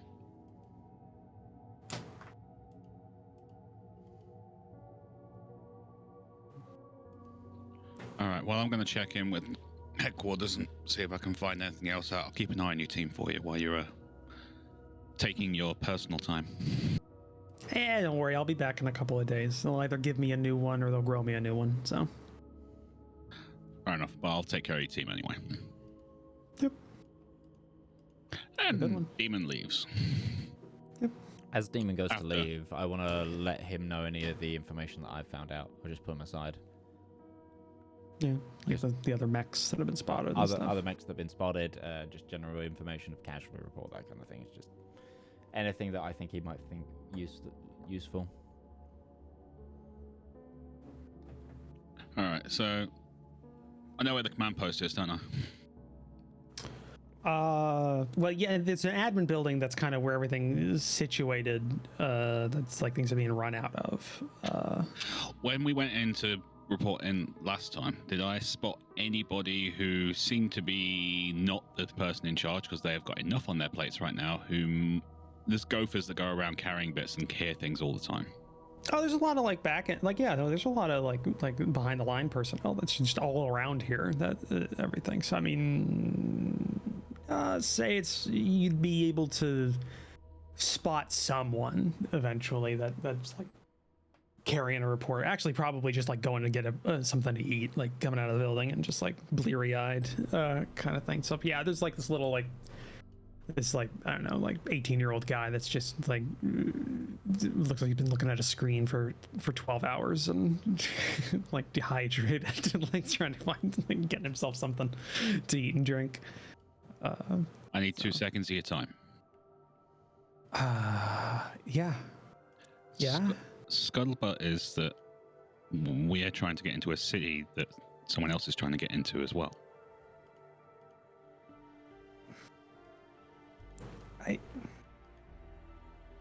Whatever the rumor mill's kicked up is what they've cooked up. Okay, I know things are happening outside. I deal with the reports for. I'm not asking you to tell me anything that's classified or anything like that. I just want to know: is the plan going ahead as planned or not? We're not bugging out, so things look good enough. I don't know. Things are a little hectic right now. We haven't been able. I mean, kind of like looks. The Navy's not having a great time, or at least they weren't having a great time, and now they're wanting to make sure that they don't continue to have a bad time, and so they're dealing with a lot of things up there, very aggressively, ahead of schedule. Right. Okay. You go get yourself something to eat. Yeah, is there a mess set up yet? Yeah, over there. It's only food cubes, but it's better than nothing. All right. And he goes. Oh, he does turn around and he goes, if you're wanting like some, they told us not to put it around because I don't think they want to be hounded, but I think you're one of your leaders of your whole battalions just in the maintenance building right now. They just came in. Yep, I didn't hear it from you, obviously. Who are you? Good point. Yep. And I maneuver my way towards that particular area. Yeah. So yeah, you head over to the maintenance building. That the impromptu maintenance building, and yeah, there's a mech cradle set up, and there's just like a big like open section in the center where vehicles are being worked on. Probably see at some point you would see Spanner, who's just like working on like the installation of a new radio like system into one of the like APCs like in the middle of the day. But in the back, you see a familiar face. Of Sunshine. Well, not familiar face. You see the familiar figure of Sunshine on the ground, like standing on ground level, looking up at a mech that's got some damage on it, and kind of as you get closer, you catch the conversation of her yelling up to a mechanic, so they hear it and goes like, "So what's the word?" And the mechanic's like got a flashlight and is like looking in like a space of the shoulder, and you would have. I think this would have been the first time you've spotted her mech. Like you actually like know what she pilots. Is something. Just gotta see here. she would pilot.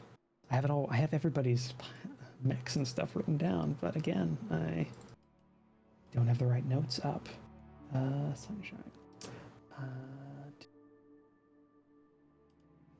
She's piloting a Raleigh. Piloting a Raleigh that's kind of really decked out and all dark, like primary dark colors and stuff.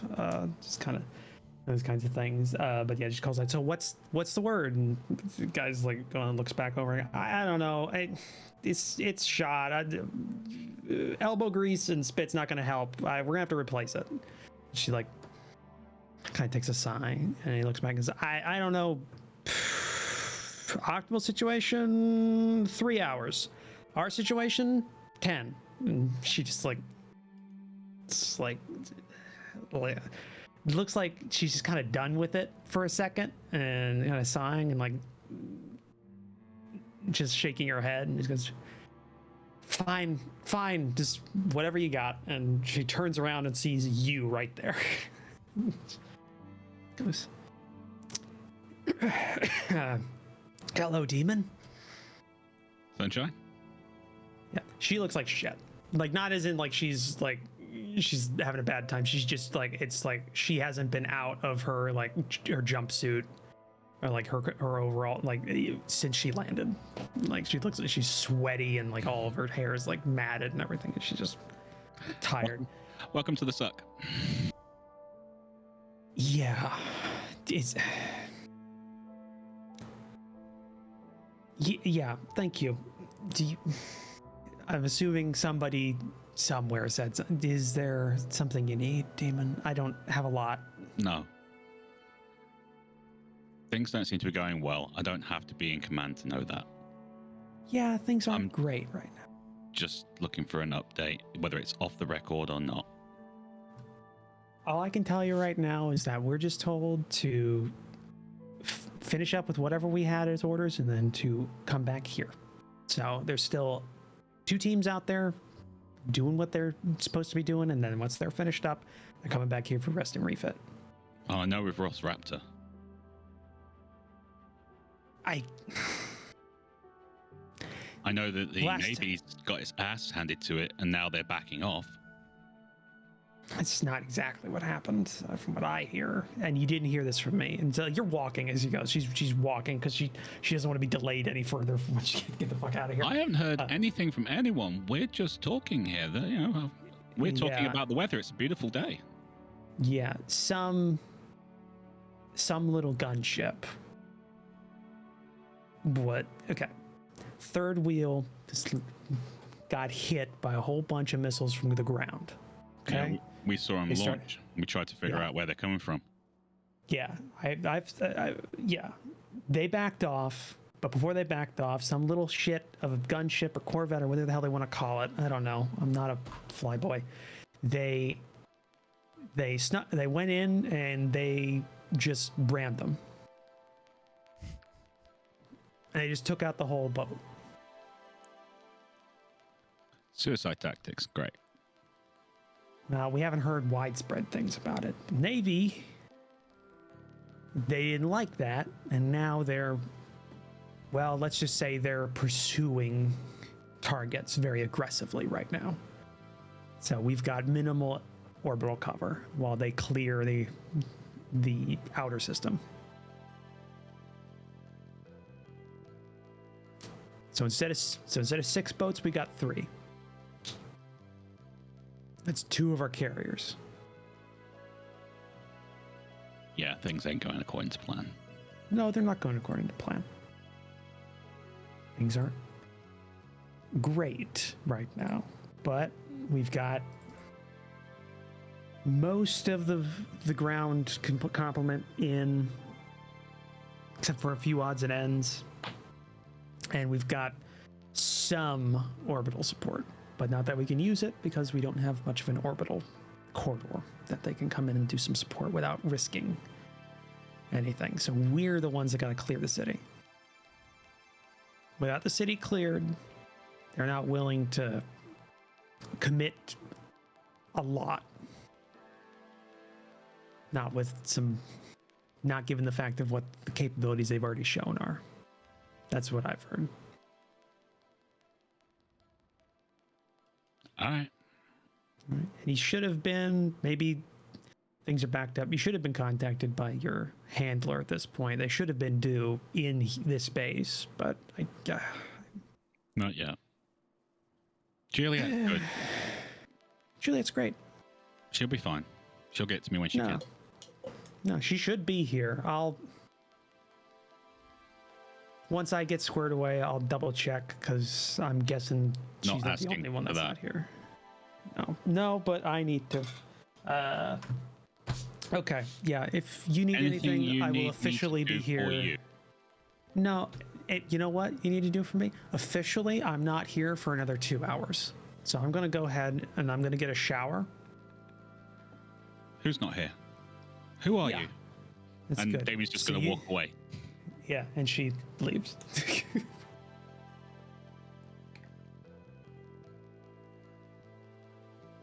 Okay, so mission's not going according to plan.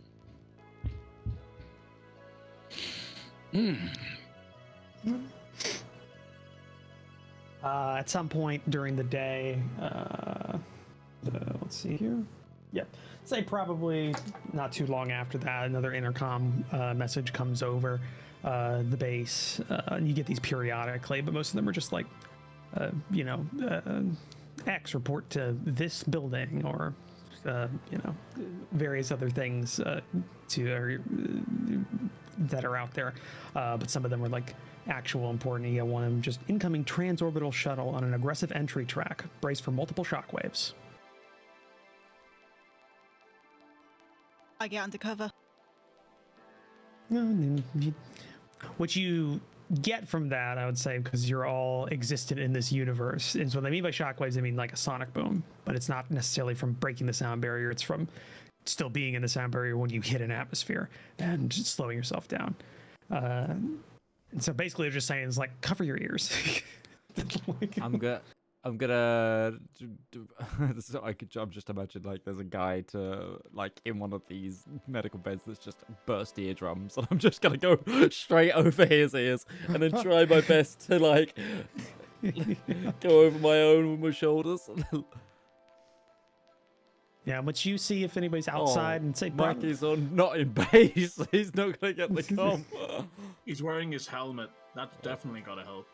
Yeah, it will have active. Yeah, it have some like active, like dampening that would happen. But yeah, if anybody's like outside and they look up, what you see is kind of nothing for a bit. But then you see like a big fireball, but not streaking across the sky, just staying in one spot because it's not moving in relative to you. It's coming straight down. So it's like it's an aggressive entry. Like they have a very limited couple of degrees of controlled orbital space that they can enter in from. And what you see is like they're getting bigger and bigger, and then you see and feel the multiple kind of like shock waves, like sonic booms happen that are as it's hitting deeper into progressively thicker and thicker parts of the atmosphere while still like going pretty damn quick. And then once it kind of, the fireball kind of starts to dissipate, you see the silhouette of one of the buffs that you came down in, but instead of it kind of doing a gentle like glide or like an aggressive like active flying, it's doing a really tight elongated corkscrew down, as it's always staying, from what you can kind of gauge, is always staying within like 2 miles of the center of this base is kind of where it's staying within.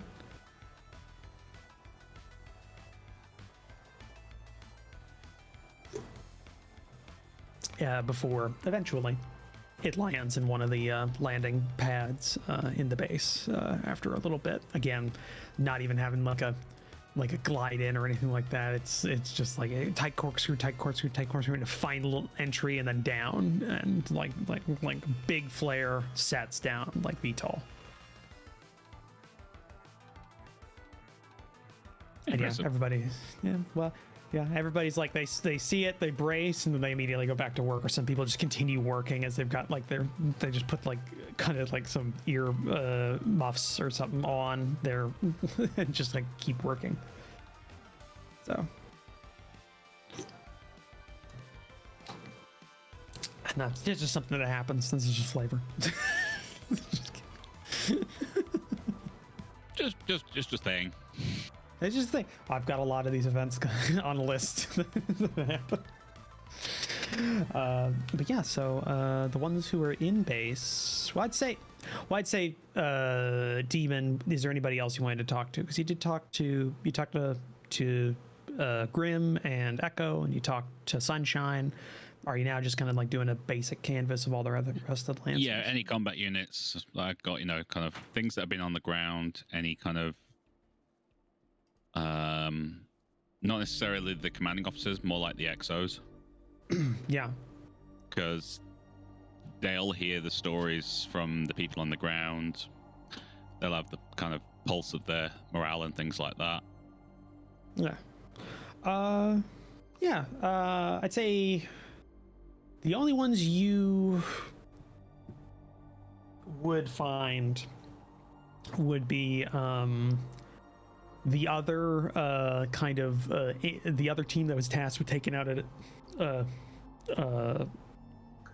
like an actual one of those starports. So you Warhawk. So you would they're also based in the same building that you're in, but just in a different part of the building, but in the same kind of like quarter, because the rest of it's just tankers and infantry that are kind of like put up there. But yeah, you definitely talk with them.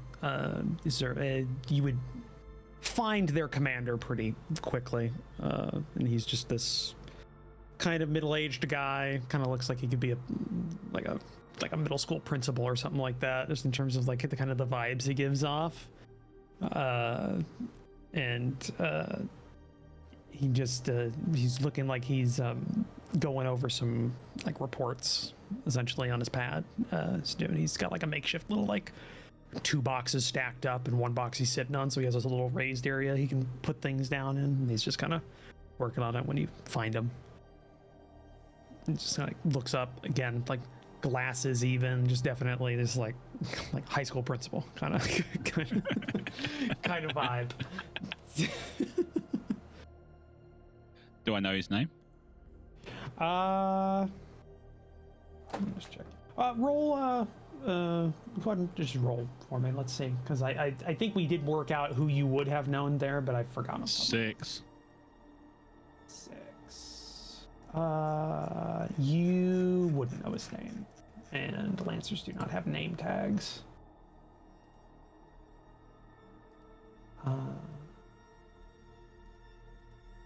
So go ahead. I'm just bringing up his name and all this stuff. All right, Demon. Oh, you're with Hammer, right? Yeah. Right. Okay. I think I heard that you were here from Grim, so it's nice to meet you. Yeah, kind of been put in like de facto command. That's how it happens sometimes. Yeah, well. So how'd your assault go?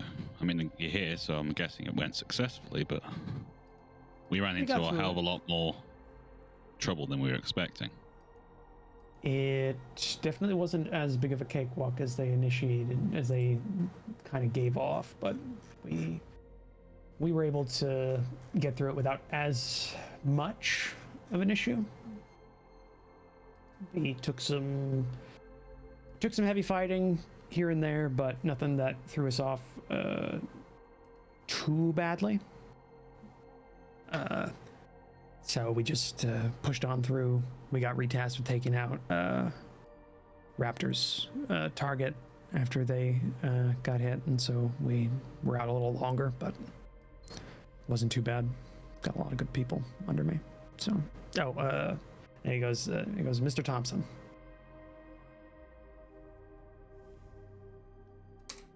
Harrison Martini. No, that's my call sign. Oh, Mr. Thompson, is it? Okay. Yeah, because it's Jack Thompson is the name, and then it's the joke. Teacher, by any chance, is the joke? Yeah, it's the joke. Yes. I must admit, I did feel like I was being sent to the principal walking in here. Yeah. Don't worry. One CO to another, I won't play on that too hard. That's how it is.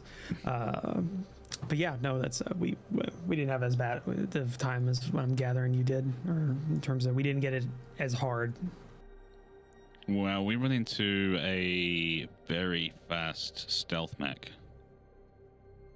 No, we didn't get that. We had these little bastard little RPVs that were playing cat and mouse with us in this little residential district for about a half hour, but that was about it. Oh well. It was the hardest thing we dealt with. Everything else was infantry and armor. Okay, maybe they've not got as much as we thought. They threw 7 mechs at us at the spaceport. 2 tanks and one of those anti-air artillery units. Oh, we did deal with those. Yeah, those little mage. Yeah. Maybe they maybe they do have a lot. Well, maybe they didn't have a lot, or maybe they do have a lot, but they just didn't have enough to put everything everywhere. Maybe they were rotating it through, or whatever they thought was the most crucial. Because when we got to our spaceport, it was, I mean, there was some defenses there, and some automated defenses, and some of those RPVs, infantry and armor. But past that, it was just kind of an empty facility.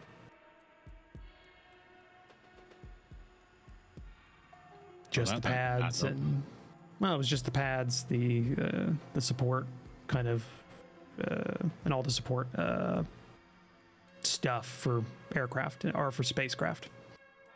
There was nothing. Nothing shuttles or anything there? No, it was pretty empty.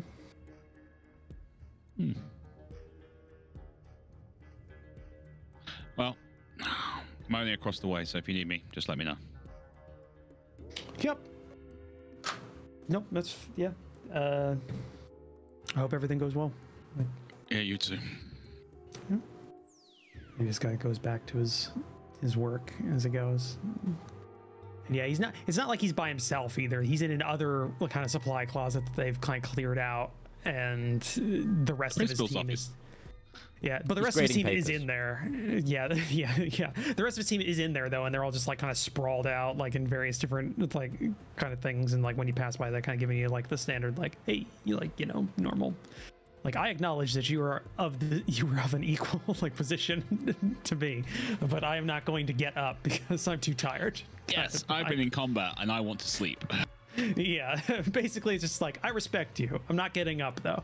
Kind of vibe that they give off. I mean, after that, the only thing I can do is try and get hold of Juliet. Okay. Yeah, go ahead and like, you just radio, so you're just calling out. Juliet, Demon, you there?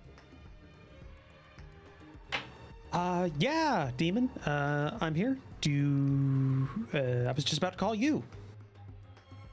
Oh, you missing me already? No, I need to find you. Oh.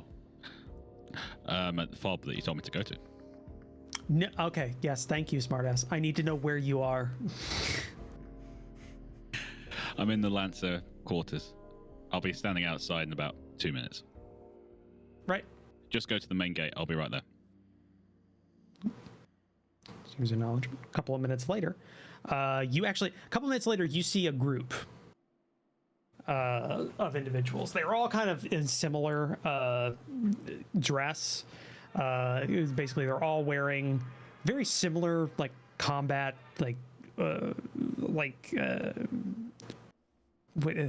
essentially, what am I trying to say? Like jumpsuit kind of, like, you know, or what's the word for it? Like, no, because it's one whole thing and not overall. Like jumpsuit basically. Flight suit. That's what I'm. Yeah, that's the word. They're all wearing flight suits, very similar to what you're all provided if you would like to use them for piloting a mech. Or if you're like, in a combat aircraft or something like that, and they all have similar helmets to what you would all wear, kind of have inbuilt like heads-up displays and everything, but they've got a more beefed up kind of command and control kind of section, but they're all holding them, and you can just see various individuals kind of walking in like a little gaggle of like 4 of them, and you kind of gauge that these are all the team handlers for the various different teams, and probably gauge the fact that they all just came in on one aircraft. They all had to go back up to orbit and then board and then come back in one aircraft because it was safer to do that than it was to try and land everybody separately.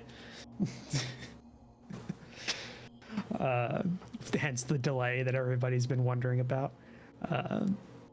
But one of them breaks off and heads towards you, and what you see is she's like, say she's tanned naturally, so kind of, like Mediterranean skinned kind of idea, about like 5'6", black hair, and she looks impeccable because she hasn't actually been like on the ground yet, so she's just been in like an aircraft for a couple of hours and everything, and she gives you like a wave, or like, kind of like a hand wave towards you.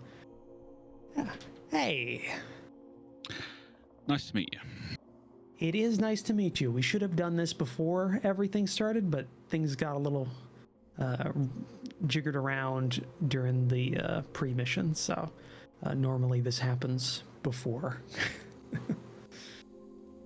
All right, well, there's not really anywhere we can sit and do a debrief, so walk. Yeah, sure, we can do that. Actually, and she looks over, we can just go to the mess. There's a table over there. We can just sit down because I don't want to be hauling around this thing. And she's like holding her her helm and like the helmet and everything all over. And she's also got like a gear and like pack and everything. But she goes with you, and you sit down at the mess. So we also should have done this earlier, but I'm the one who takes in and does your debrief for all your missions. So we can start on that now, and then I can get to my bunk. So I've got most everything, and she kind of like takes out a pad and like a data slate and starts going over things. I've got most everything because obviously I was there, like in your heads the whole time. Just anything specific or extra you want to add to what's going to be generated report? After speaking to other squads, looks like our site was one of the most heavily defended. That did happen, yeah. It looks like your site was the only one that actually had birds on the tarmac ready to go. So they focused on that one. We got a mech that... Actually, can you confirm this for me? The Lancer that hit the perimeter, that took out Echo. Let me check. Said it was a Raleigh. And she like hums while she's going through like a couple of files. Was that the same one we hit us? Sensor readings, engine output, all looks to be similar. So probably pretty either that or it's got a twin. Well, it's a tough little bastard. We didn't take it out. We only seriously damaged it, and it wasn't. It took concerted effort from two of my people to get it to back off. From what I gathered with our kind of impromptu, unofficial debrief on the way down, because we needed to talk about something for that little ride, he kind of like looks over to the still smoking bird on the landing pad. It looks like there was a whole team that kind of punched through the outer perimeter and then started to persecute targets of opportunity inside of the city. Wait, they came from the outside in? Yeah, from what I heard from Echo's handler, was that a group of 4, backed up by some infantry, hit their position, and then the mechs kept going after they were able to get a hole through and just started into the city, and they couldn't be stopped beforehand. Well, no, the perimeter was looking inward, not outward.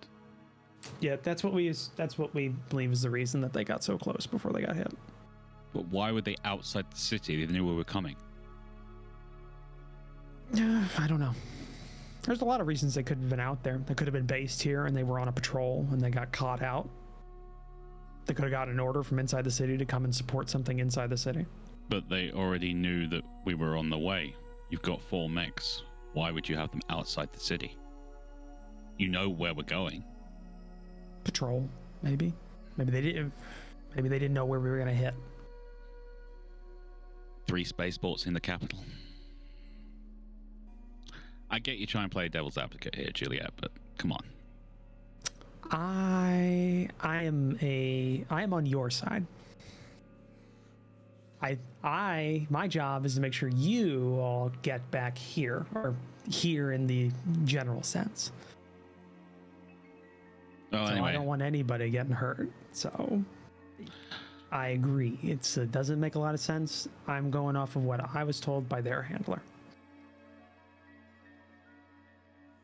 Well, Echo's out of business for at least a couple of days. I heard it wasn't great, but it should be all right. As far as I can tell, Sunshine's going to be down for at least half a day. I actually haven't heard from her, but it's good to know. Unofficially, as in you didn't hear this from me, she's already on site. That sounds about right. But not for the next 2 hours, officially. Safe with me. In all honesty, she's probably bunked up in the same section of the admin building that all the handlers are. More than likely. Yeah. But that's good to know. Like I said, if you think of anything, put it on your slate and just send it over to me. The report's going to be generated. Yeah, that's in there. We're going to be. I'll be generating it tonight, and then it's going to be sent in, and then a full debrief will be sent out to everybody, so that we can read over mission stuff. And then whenever the next mission brief comes in, we're all going to be there, including the handlers. So it should be hopefully a bit better. I think the plan's going to hell at the moment, and they don't really know what to do.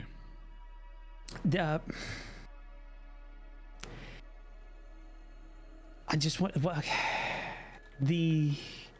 it's kind of similar for us.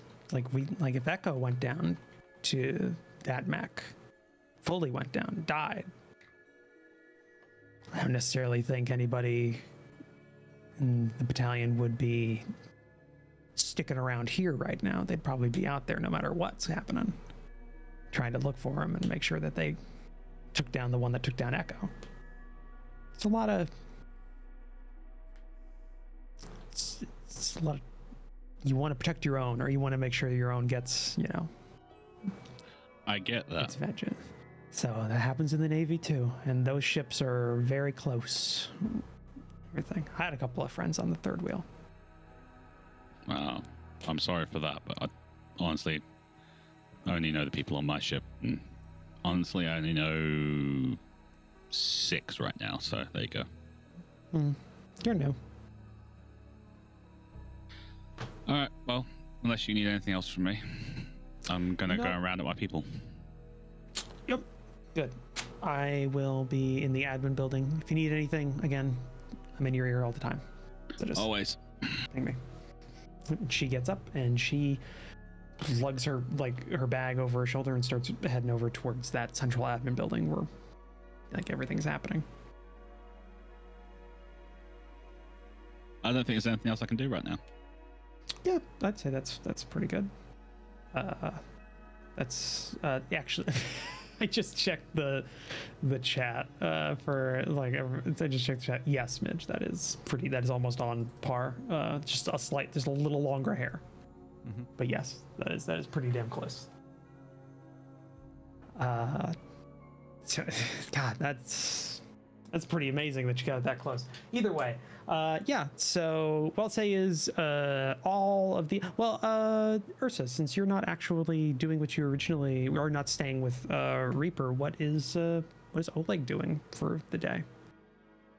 Yeah, Oleg.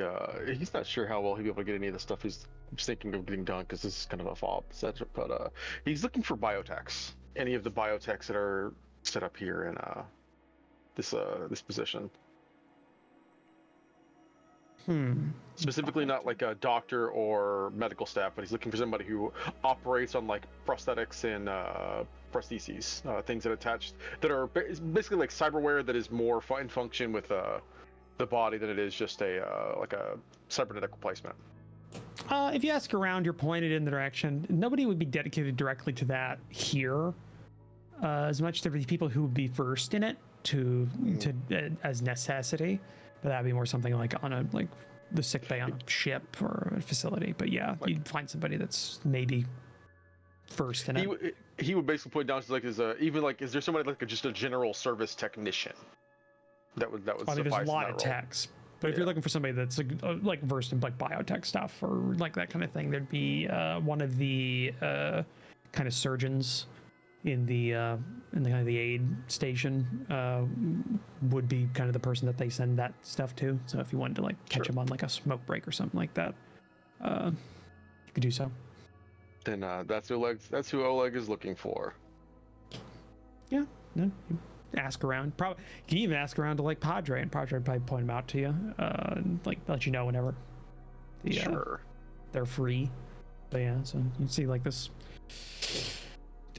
Looks pretty old. Looks very like just worn kind of guy. Like in like a uniform, just took off like surgical scrubs kind of thing, and has that kind of feel. Like all you see on their hands, like the hands have been rubbed pretty raw, but that's just because they've been washing their hands constantly in that antibacterial soap and kind of thing. What's that like? Yeah, but they're outside smoking. Like they're outside like sitting down on something hard and smoking a cigarette and just enjoying it. Then the awkward moment of Oleg just being like, hello, are you the technician for the people parts? Yes. That is one of the things I do. Kind of like looks over to you.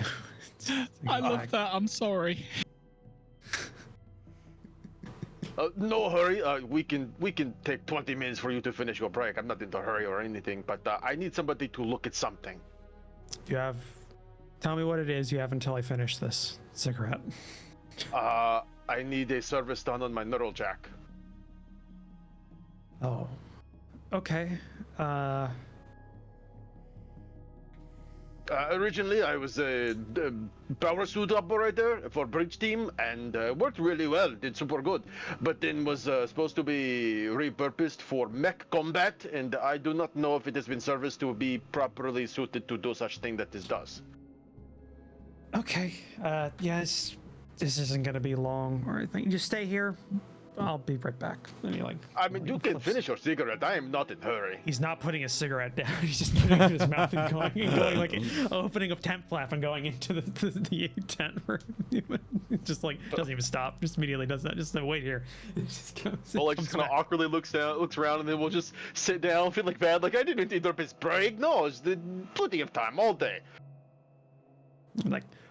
Tent flap opens up. He's still got the cigarette in his mouth, but now he's got like a device like in his hand that looks like it's kind of like almost be like a voltmeter or something like that, like a handhold kind of size and like form factor in a sense. Or I guess if you're a Star Trek fan, like a tricorder or something like that, just a handheld thing that's about 2 hand lengths long, but only one width. It's got like a little screen and everything. It goes, okay, sit down. Let me see. Get your hair out of the way. Yeah, Oleg will kneel down. His hair is fairly short; it doesn't go down to there. Yeah. But he will kneel down. He'll like kind of reach back and pull the synth skin on the back of his neck to the side to reveal the. Oh yeah, this is full Matrix, is what this is. He's just basically got a neural jack right in the back of his neck. Yeah, and so everybody looking on, they just see this really tired surgeon with like a cigarette in his mouth, and he's just like giving you like, all right, is you gonna feel pinch? And there we go. And then he just like a shock that goes in. Okay. Just give it. Yep. Give me a minute. Okay. Hold still. And then he just takes a drag and then just kind of like looking at the screen. He's probably just sitting there leaning forward, like his elbows on his like knees, just like trying to be as stable as possible. Are we in thousands of years into the future or in the 1920s? Yeah, it feels like it, doesn't it? Both. Depends on your opinion. Hey, the disposition of a military surgeon is universal and timeless. Yeah, but at the end of this, he's going to say, right, take these leeches, 2 on your neck, call me in the morning. Yeah. Universal, timeless, and tired.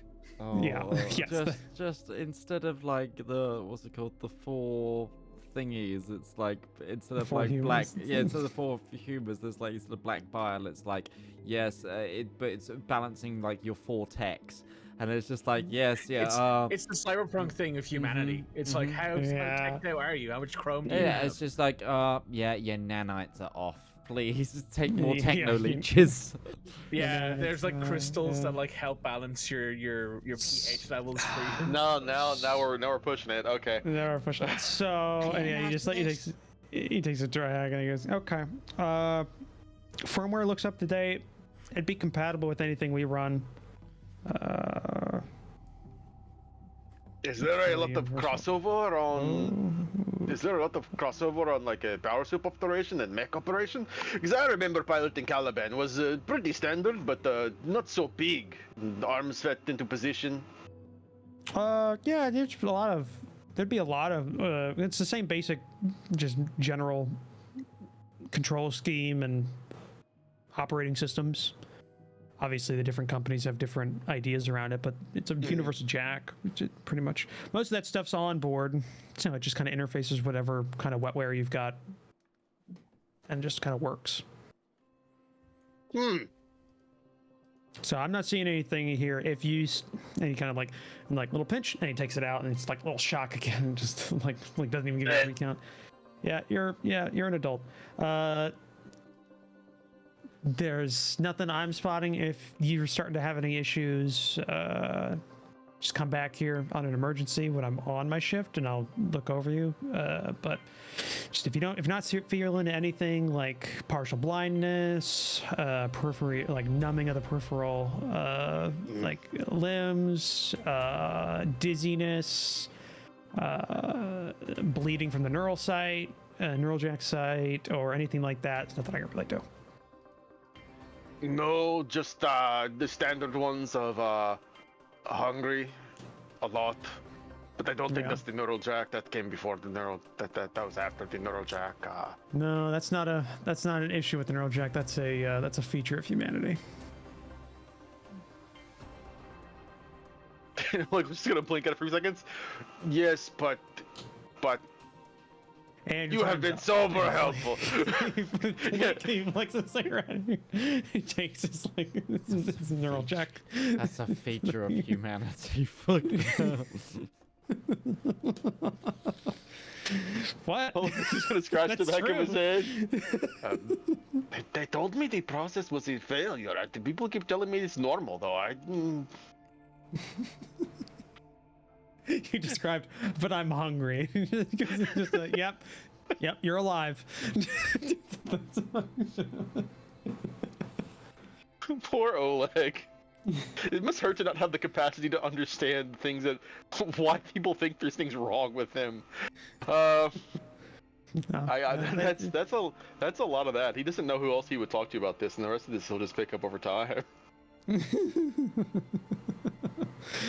But no, he leaves. He goes back. He flicks a cigarette and goes back under a temp flap and back into the town. I'll say, for the purposes of for the ease of the day, I'll say it's been enough time.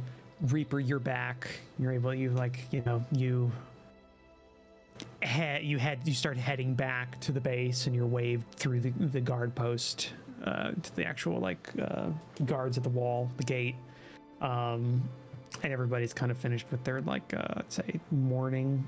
I'd say it's a morning thing. Like, this is the afternoon. Like, it's noon. It's It's your scheduled off-duty like mealtime kind of time. And actually, the mess hall has been fully set up, so there is food in the sense that there is things that have been cooked into a meal. But, you know, more like cafeteria food than anything. But there is food. And so you're all kind of, you can all meet up again during your mealtime because you'll all have been on kind of the same general schedule when that's allowed. Sure. So, yeah. I get back to base at some point. Yeah, I'll say that's what it is. I'll say, you know, maybe not 10 hours. Maybe you decide to leave, come back during the afternoon, like Daytime. like noon. Yeah, noon. So everybody kind of, yeah. So, the only parts of Spanner that are clean are from her elbows down. Everything else has some sort of oil or grease on it, and she's never looked happier.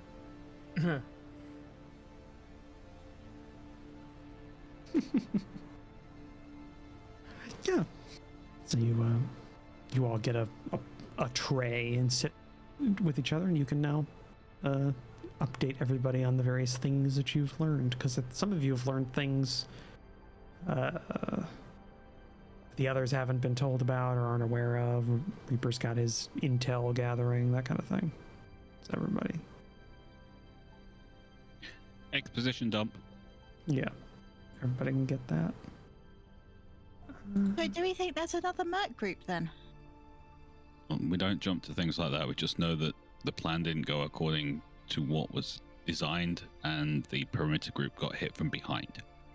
They could have been on patrol. They could have been on mission somewhere else. They could have been on a hit and run that didn't work out and then got redirected to the city center. There's any number of things that it could have been, but the simple fact is we got blindsided on the ground and in the air. It looks like you think something smells wrong. No plan survives first contact with the enemy. And our site was the most heavily defended spaceport. It was the only one with jump ships at it. We took a major beating, but we got the job done. So, to the new pilots, feel prideful. Is this one of those coincidences? Because they did say before that shit just happens to Hammer Crew. Yeah, that's because they expect us to basically be thrown into a meat grinder. But we turned up at our site and we had the most defenses at our site. Yes. So But is this one of those things that... there was practically nothing anywhere else. Did we get sent here because we are Hammer? Or did Hammer get sent here? Or was it that there were more people here because Hammer was sent here? I don't think they had enough intel. No, they didn't have any intel on what we were going to be facing. So we just ran into a meat grinder and walked out the other side with everyone going, what the hell happened to us? Statistically, Well, we definitely didn't have it as bad as some. I mean, yeah. Hello, I'm down for full The answer. mech that took down Echo, we forced him back. We forced him to disengage. No one else did that. Seriously. Pride for yourself, people. I didn't gauge him super much, but yes, you all did very good job.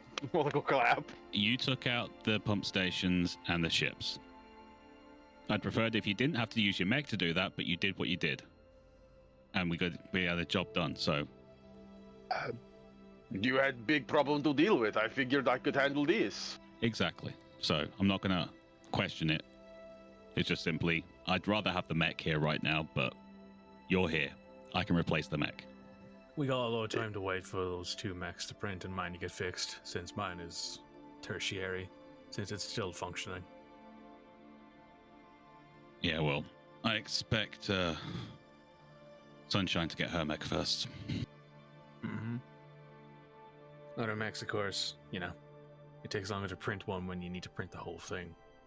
And we do have a tank if we need to be deployed.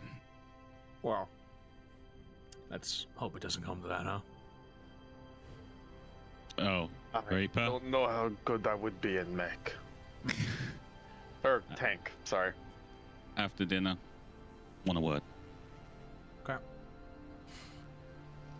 Say during this, someone walks up that nobody but Demon recognizes, but you just see, you see Juliet in normal fatigues just coming up and just going, Juliet?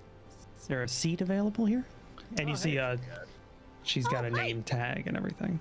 For you, always. Nice to finally see you in person.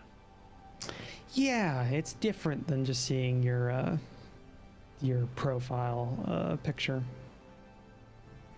from the reports. But yeah, see everybody's alive and well and settling in. How about you? 100% operational. We're not dead. That's- It's a win. 100% operational is a bit optimistic there, Ursa. No, I think it's most good, yes. I even had the thing checked out, and I'm 100% ready for mech puppet. We don't have 2 mechs. But I am ready for it. And It's easier to replace a mech than it is to replace a lancer. Don't forget that. Exactly, yeah. I just said that. Oh, there you go. Good. Yeah, listen to him. Good was- head on his shoulders. Just telling them how we hit the hardest target. And we came out alive. It definitely seems that way.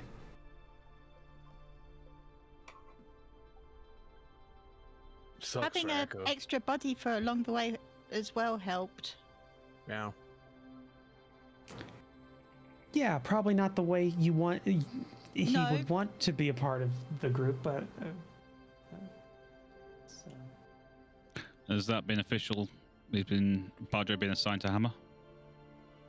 Right now, there is no original group that he came from. At least currently, there's only him. So, what I'm hearing is that unofficially, you're with us until anything else comes down. If there's an emergency, you're still going to stick with Hammer because you work with them already. So, this just doesn't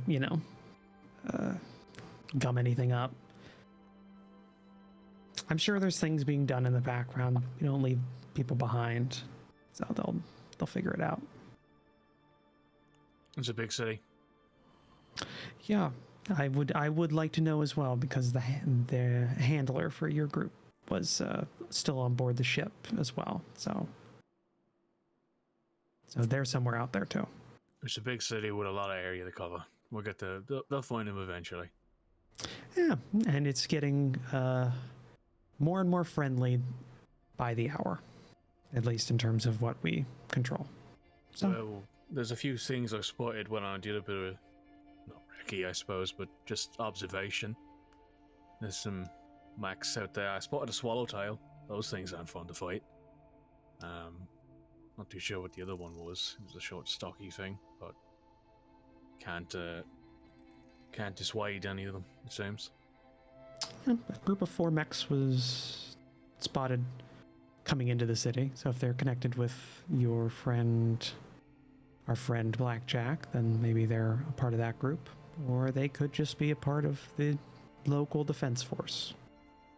So if we assume that, then there's a swallowtail, a rally, and then 2 that we don't know. Well, here's If the they're thing, using I a actually- 4-person lance, yeah. I actually have the images here recorded, so if any of you might be able to identify it, I can show you the recording. Can we roll for that? Can I do an investigation? Yeah, you can roll for it if you wanted to do the images. Can I Have we leveled up Spot. at this point? No, you haven't leveled up at this point. trying to maintain this. can I do a spot? Because I can do hidden or difficult to make out with that. Sure, I'll allow it. All right, so that's a D20 plus 1, isn't it? +2. Skill Mm, Can I two. do? Can I do investigate, research the subject, or study something in great detail? Sure. And I'll use my accuracy on that one. Okay. Go ahead and roll. And I only get a 5. And I got a 3. Oh my god, I rolled a nat 1. Nope, no fucking clue. Oh, so did Rival. Sure, Oleg will roll a raw grit check. Raw crit check. I'm gonna 3, roll. 5. I'm gonna roll and investigate because I've got Okay. that. Can This is gonna be funny. Juliet roll as well? Just ask. Sure, she's not a mech person though. So I'll roll for Juliet. Hey, Owen did well. 14. okay. Juliet got a 1. Yeah, that makes sense. Actually, she would have a disadvantage. She'd have an inaccuracy on this as well. So I just let me Padre got a check this. 14. What do I Zero. know? So Juliet got a -4. It's a mech. She spills It's a coffee Mech. on the screen. Yeah, she gets the readings and she can give you what she gets. With a 14, okay, hey, actually somebody got this. It wasn't a hard check, it was just a 10. So Padre, yeah, you recognize it. It's the Drake. Oh. Drake. It's weird. It was a bad angle, so you didn't get the head, which is kind of a telltale thing of the Ah. Drake. Yeah. Right now you say it, yeah. Not the fact that it's a giant fucking. It's one of the biggest mechs there is, and it seems like a fucking top. I don't want to meet that in a dark alley. So there's just one more then, maybe. If Blackjack is part of that crew. I don't think Well, it'd fit in a dark alley, but I get the sentiment. Depends on how blue the dark alley is, right? Surely it's just a fucking road then. At that point. That's a good point, yeah. Yeah, so if we run off the idea that this is Blackjack's time, I'm not too sure we want to be fucking around with those guys on our own. Do these other mechs? Do they have a uniform like paint scheme? They're all. There's little bits of like personalized livery that all Lancers just generally have. Pretty standard, but they all do have kind of similar splashes of that specific blue tone that you saw all the armor and stuff wearing. So yeah, they definitely all have kind of that, which makes them look, even though they're not uniform. We're too far from a gate for this to be mercenary force operating independently from here. Might be specialized forces. Does seem more and more like they operate out of the system more than, just independence. Hmm. DM. Mm-hmm. When Reaper and Ursa were watching the TV, they were speaking the local language on the TV, weren't they? Is there a universal language? Yeah, there's a universal kind of union standard. American. Okay. So people would speak that and then any local dialect that they might have. Yeah, with local dialects becoming less and less predominant the closer you get to like kind of the homogenized core worlds. But we're not in a homogenized core world. We're You're literally at the edge of human colonized space. Yes. so it would be very much local dialect, and then official things would be in universal language. It'd be a secondary language. Yeah, people wouldn't use it like every day, so it'd be more like if you needed to use the OmniNet, because you haven't been told this place doesn't use the OmniNet, then they would just have a translation or something like that would just translate things, or they know enough, like people nowadays that speak a different language just know enough how they can use the internet like as it is, and kind of so, and auto translators are better in the future. Blackjack spoke on the comms in Union. Yes. Could Could've be that he's been. from outside, like we are. Yeah. It's entirely possible that maybe he worked for the Union at some point, military personnel, and came out here for his retirement. Well,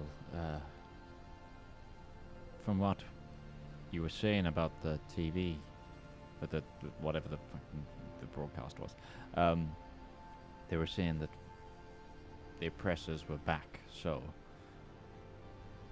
there's a chance they had this as a second language all along from some previous excursion. Yeah. The TV they were speaking, well, you didn't hear what they were speaking at all, but you did see that there was 2 languages on the TV. There was one you couldn't read, and then the ticker, like, below it, but then another one, so it was like dual language broadcast kind of thing. Assuming that they'd speak common because they are outside does not make necessarily all sense, as is it, pretty much everyone knows some of it. Technically speaking, common was not my first language.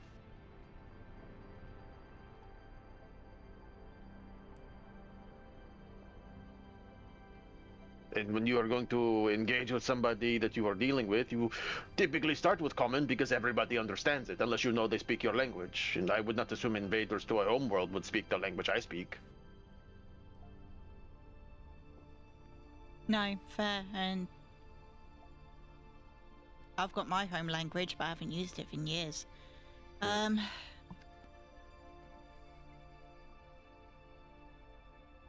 It feels off. Is unknown. Unknowns always feel off. You set into ship and you have information about ship, and then you get to find that there's lots more there you did not want to find, and now you have to deal with that. It's a big problem. Juliet, is the Omninet up yet? Oh, well, I mean, I've only been here for a few hours, so I haven't actually had a reason to check. It's on the ship. I mean, I had a few hours layover. Oleg will just pop out a data slate and start pushing buttons. You like check and you go. Is the Wi-Fi up? It's the Wi-Fi up. That's for password. Every single fucking day. It asks for a password. Password 1. You will try password 1. One. It's just one. No. Have you tried password? Hold on, I'm going to the comm stand. You know, like, we're just gonna step up and walk over, like, go back outside to find who will be in charge of maintaining this. As you go towards the door of the comm shed, you see a piece of paper kind of taped on the side near the door that just says, Omninet password is that just Lancer underscore guest. well, no, it's just a string of numbers and everything. It's like I was gonna give it like a stupid, like easy one, but no, it would be a string of numbers and letters. Is there not a QR code that we can just scan and it signs you in? Like, so Oleg is definitely that got abandoned in the fall. If he has to enter it manually, then Oleg is definitely gone for like 3 minutes as his fat fingers are like, damn it, every fucking time, I just cannot get, no! Usually he has to get like a little stylus pencil and just poke each number in order, and it still takes him like 3 attempts. Yeah, but Omninet's up. And he'll come back and just set it down and be like, yes, it is up, and he'll just sit on the table frustrated. They're looking a little irritable, probably more irritable than you've ever seen Oleg. Pulls out his own data slab, puts in the password first time. Yeah. I do not have small fingers. You could have. Just taken Never a mind. picture and brought it back to us, man. DM, can Yes. I roll an investigate check to see if there's any mercenary companies that have dark blue sort of sheen to their mechs, like Avari have the Avari stamp on everything that they send out? Sure. Yeah, you can. I'm gonna impose a inaccuracy or An inaccuracy, that's fine. yeah. It's risky. If you fail this, the data set explodes.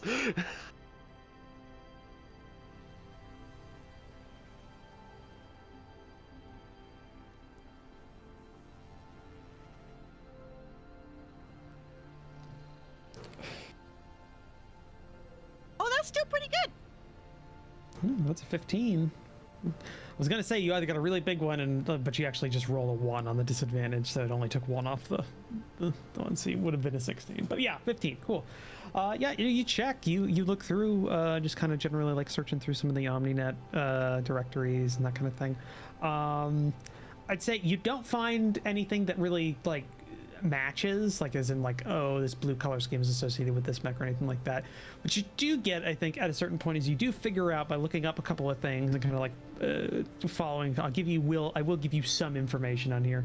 You do find out that color, the meaning behind that color, because you kind of come across through kind of like a wiki hole of just like going through article to article, trying to figure out, tracking down some a lead that's the color of the armed forces for the 10M Republic, which has a presence online.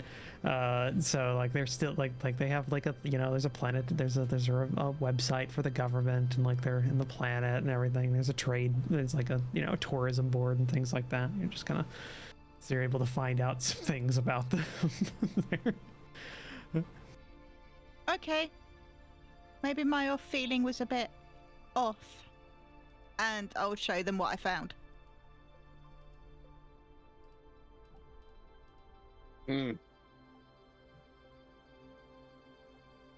Juliet, do we have any knowledge of other mercenary units working in the area? I don't know as much as you think I might. I'm given a bit more of broad scopes, but as far as I know, we got hired to take over and kind of pacify the planet. That's as far as I know, like generally. But even that's a little less than normal, when I normally get told. So things, okay, I think. So what you're telling me is you're being told less than normal, and we're all being told less than normal, which just seems to be the general consensus. Yeah, screw the contract. I'm saying the contract that Avara gives people for hire, or for what they can do, they can just request to it be kind of hush hush. It's happened before, but not on this scale. So it's been a while. Feels like that. Something's wrong.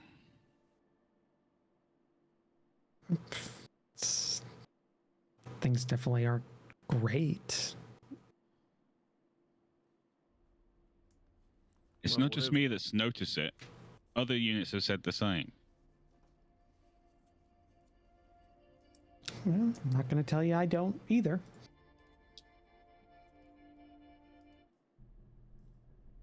I can't give you what I don't have. All I got's what I got.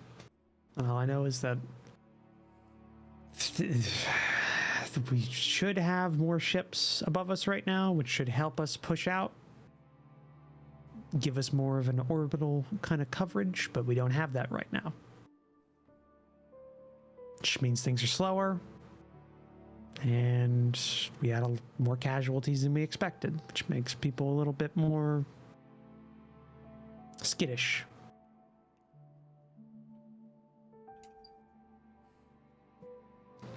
You know, that's the problem with diving in headfirst with no real information. You tend to end up in a situation where people tend to get caught with their pants down around their ankles, and it's unfortunate, but hey, that's the contract we all signed. It's the contract we all got to live with, at least until it's done. Well, and the contract that whoever hired us signed is 20 years old now.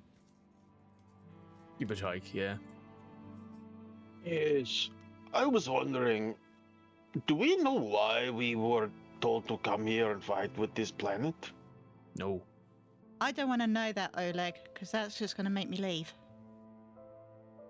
But I'm saying, the people here, they are militarized. This is a planet that was ready to be attacked. Why?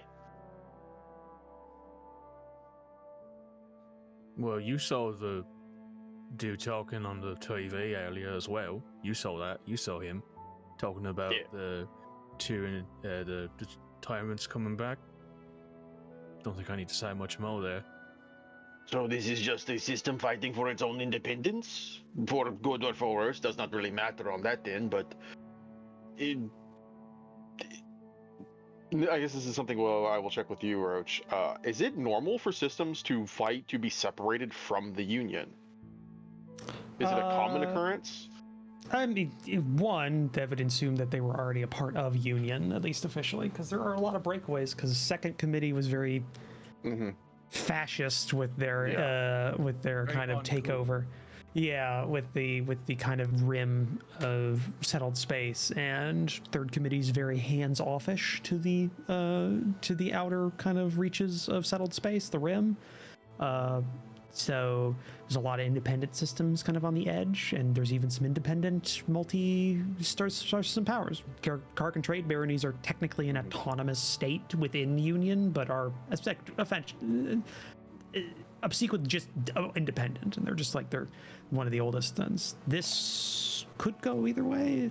You know, they could have been broken away from their original government, at which point they still would technically be a part of Union, but just under different management kind of thing. Then, for clarification, because we have footage of, I think, did we take the footage of the news broadcast, or is that something we have access to? Presumably, the You have Omninet access to could you have the Omninet. Yeah. You could check the internet. When it was mentioning oppressors, was it specific in the oppression of Union, or was it just oppressors as of like the attacking force? Did it have any mention of who it thought was attacking them? It said the old monarchs, right? If I remember correctly. Yeah, it said royalists. Mm-hmm. Yeah, And the Union so- isn't the monarchy. Yeah, so they're not worried about Union. They're worried about whoever paid to send us here. Yes. If I'm not even gonna force you to roll. If you check, or I'm gonna say a spanner, whoever has their slate open is just checking through the internet. With That's good. thin fingers. I mean, Oleg was going to feed that. So, who was the old monarchs? So you go ahead and check some history articles and things online, and what you get is that that Tanem is a very out system. Like it's very far out there, on the edge. It's got one habitable world in its system, and it's a part of a small little kind of was a part of a small what you'd call like kingdom, in the sense that it was one system of a few within a kingdom of star systems on the edge of space, settled space, and the monarchy was overthrown according to Union time about 125 years ago. They were thrown out, and there was but only in two systems of the monarchy, and that was in Tanem, and then basically there are two. I would say you kind of looking through here, and just to give you like an idea, Tanem and another system, Trends, they're separate star systems, but they're kind of in a binary. In terms of like they're two separate star systems, but they orbit a central like gravity kind of like a central like pivot point. And both of those have broken away, and the other three systems are still under control of the monarchy, but these ones are independent, and they form two separate republics. Mm-hmm. The Tanem Republic and the Trends Polity.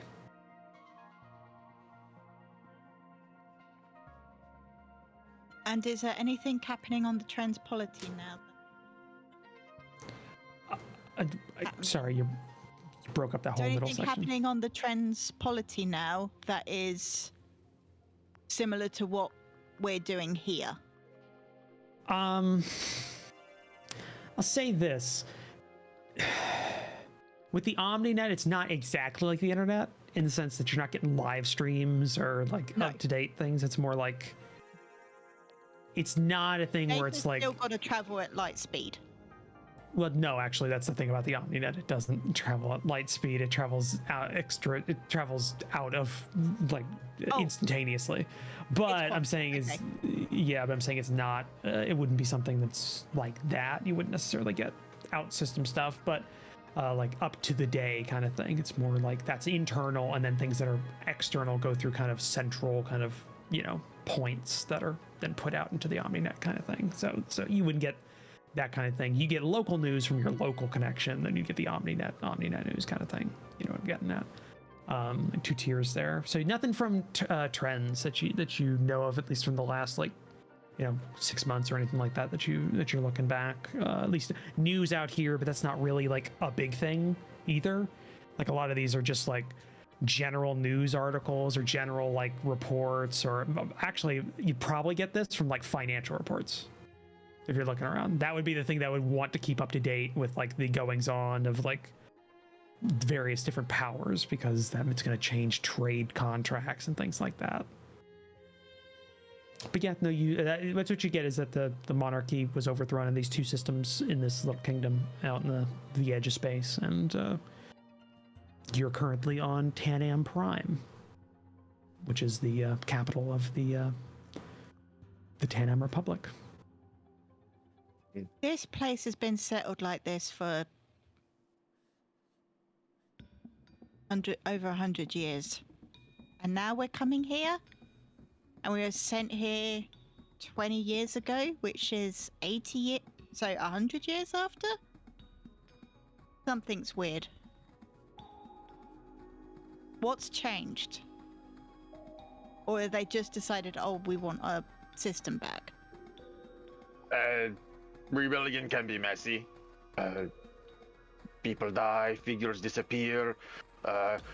Princess of the monarchy thought dead reveals that she is actually alive and has been gathering support to send something in.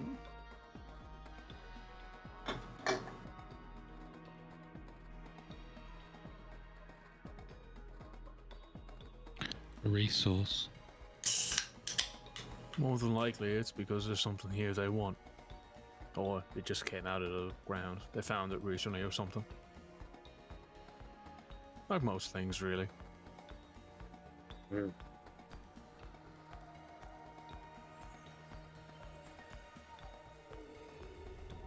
There's something here they want. Simple enough, really.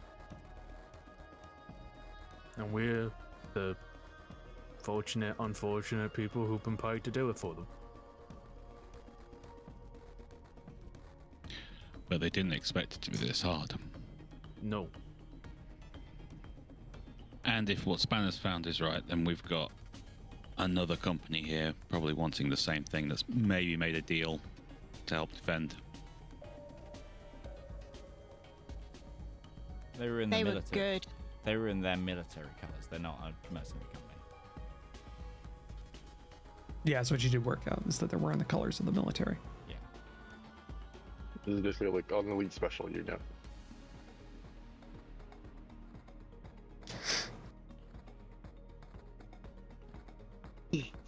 Well, at the end of the day, doesn't change our job. No. We're still here to, well, take the city.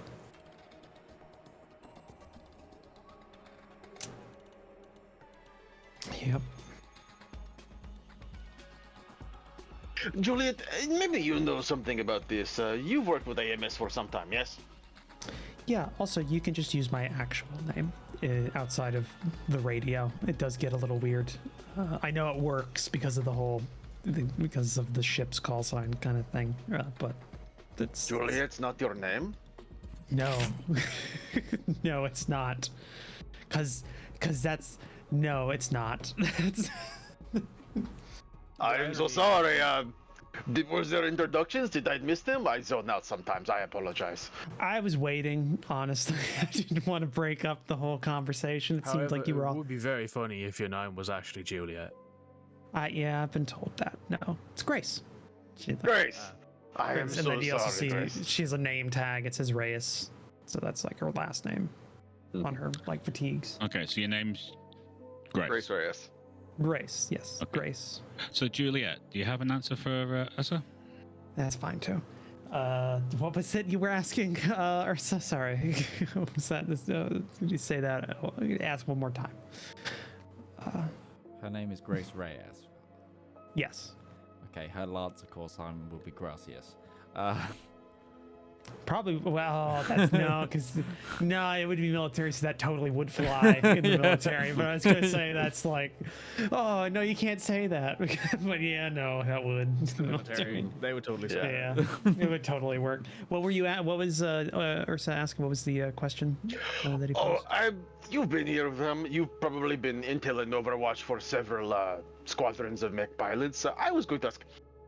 Blackjack was an important figure, and I was just curious. Do we know of any like other ace pilots that exist for them? Or I guess we've been looking into this more than not. And does AMS have any that are considered the ace? What does one have to do to be an ace pilot? Well, it's not really like a stat. It's more of just like you are one. Kind of you just become one. It's like you do something that matters, or that accumulate enough that it just becomes some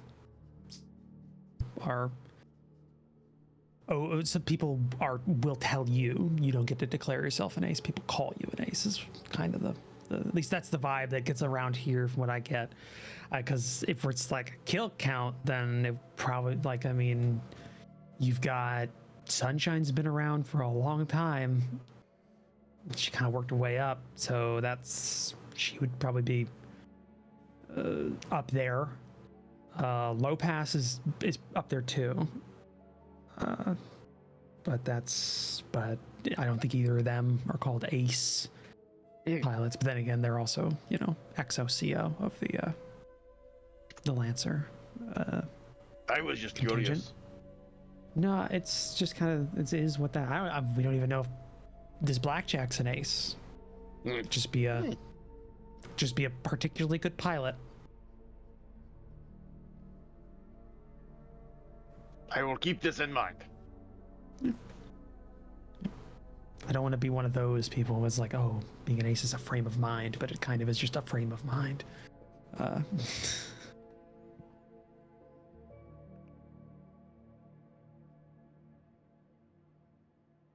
So yeah. You would know about that. I was gonna say Low Pass just because we haven't actually referred to him as such, but that is the that's the senior pilot CEO. He's the CO of the actual. He's the one that's above Sunshine. He does a lot of he's the on the ground commander, while she's mostly the admin stuff. So yeah. Oleg will nod and take that into consideration and resume back to bringing up his data slate and probably looking through because somebody else because the doctor he was speaking to was mentioning like the different brands of mech technicians and mecha producers, and now he's probably just scrolling through like ads of those and like yeah I know. It's a lot of those just screwing up your ad like placement forever. It's always just gonna be like IPSN for when you need it sturdy. Yeah, essentially. A mech brand you can trust. A mech brand you can trust. Yeah. So let's say you go through that, kind of have big kind of that meal time with everybody. Let's see here.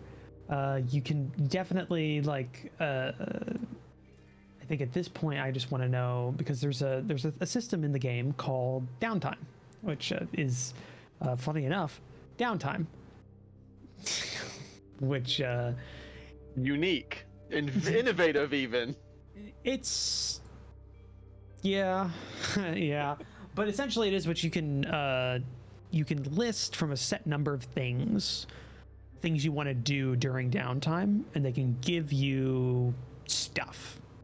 They can give you either roleplay things like extra connections or stuff, or you can get like a reserve for the mission, which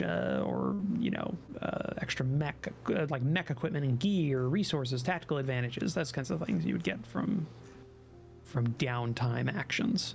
And for everybody who's got the rule book and stuff, the downtime actions are listed on page 53 of the rule book. And you would get one of these.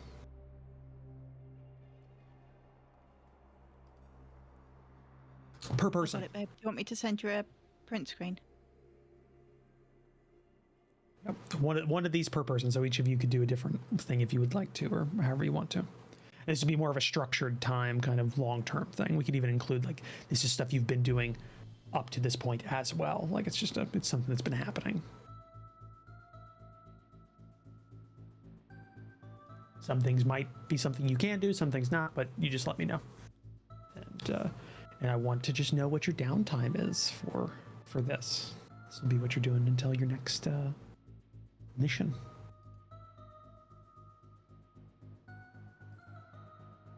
And there's 3 pages of those, by the way, because 55 is the full list.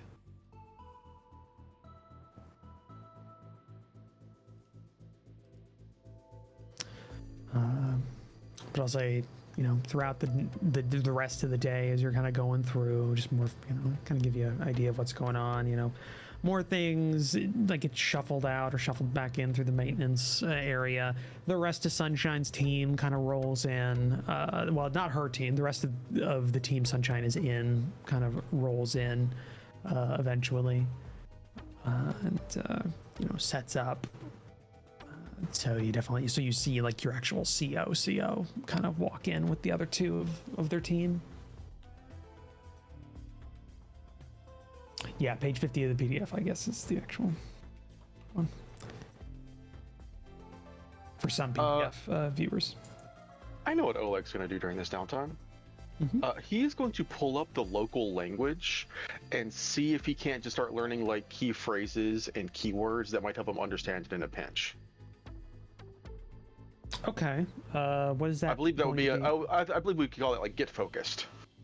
Because that's where you pick up a new skill trigger that is specific to something that's not really combat related. Yeah, I'd let that be kind of a thing. So what you want to learn, or you want to learn a language. Yeah, it's obviously he's not learning the entire language, but he's just trying to get himself enough where, like, in a pinch, you might be able to understand like keywords and things that are being said if it needs to be useful. If it needs to read something, it might come in handy. Yeah, I'll let you put it. I'll let you make it like put down a trigger, just like trigger local language to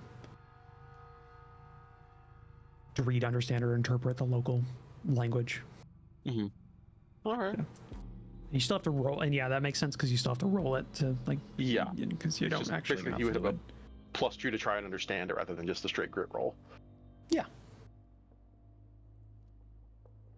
I'll let that work, and you don't even have to like roll for that. That's just a thing you're doing this whole time as you kind of go. Some of these you do have to roll for, and they can have things. So yeah, consequences. Yeah, that's a good word for it. Like you can go drinking and wake up with less items than you had the day before, and no, let's share that with the chat. So chat, get a damn drink is a downtime activity you can take, and if you roll a 9 or less, you can decide whether or not you had a good time or not. Either way, you wake up in a gutter somewhere with only one thing remaining, and the 3 options are your dignity, all of your possessions, your memory. You gotta pick. Yeah, you pick one of those 3 things. Yep. And then on a 10 to 19, you gain 1 in reserve and you lose 1. You get a good reputation, a friend or connection, a useful item or piece of information, and a convenient opportunity. So you gain 1 in reserve and then you lose 1. And on the 20 plus, you gain any 2 from the previous list and don't lose anything.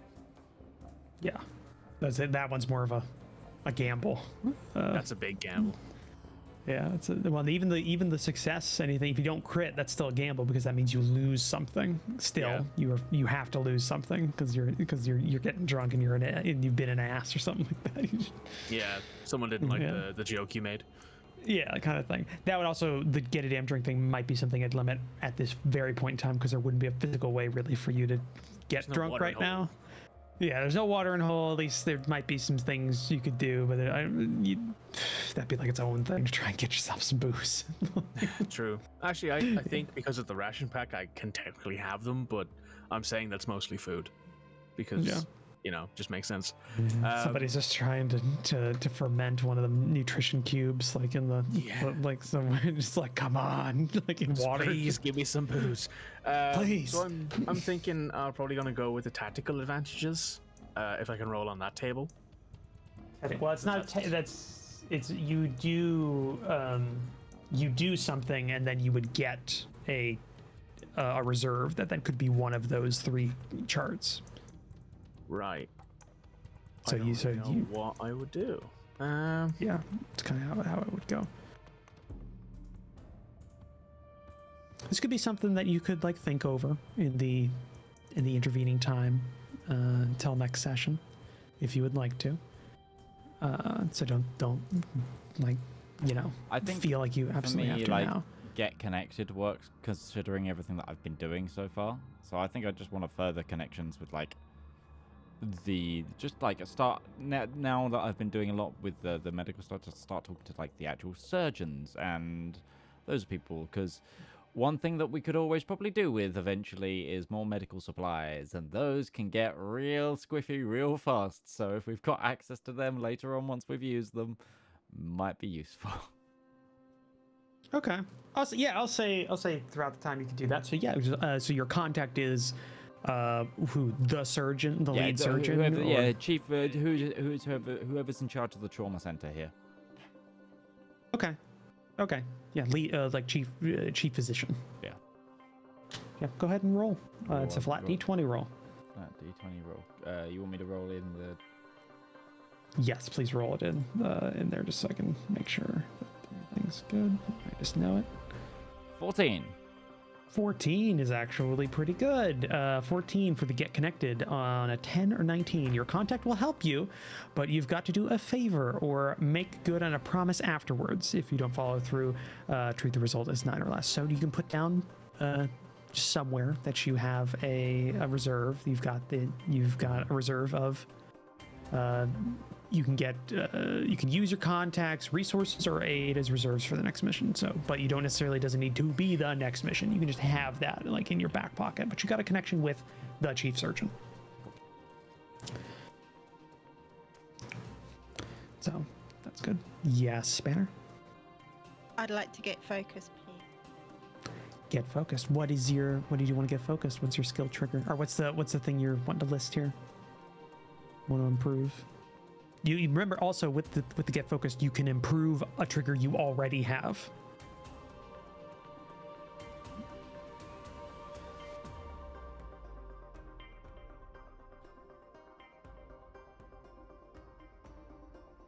So what is it? What is it, Spanner? It does say specifically this, like you're not supposed to use this to improve your existing skill triggers. This is supposed to be a new skill trigger that does not fall within like the normal purview of those skill triggers.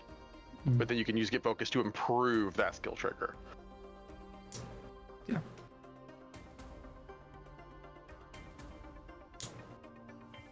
Hack or fix? Well, I think just what. Okay. Unless I'm mistaken, I could be wrong here. That is just what I was interpreting from it. That could be wrong.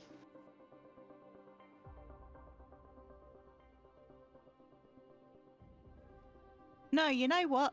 She's going to use it to improve her physical conditioning because she's been on a ship for a long time. So with gravity, she's going to use the time to get fitter, get stronger, and then hopefully that will help her outside of the mech if she has to get out and run over and fix something or hack something or something like that. Okay, I could say you could list that trigger as gravity core training. And think up like the wording for that, and I'll do a second pass for you on that.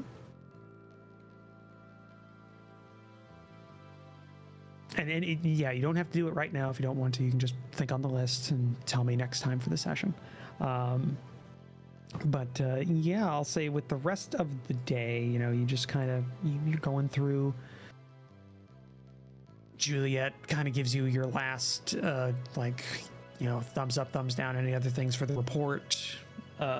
Final like wording on that before, and if nobody brings up anything, she'll kind of squirrel away to her accommodations and start writing that up and getting that all together.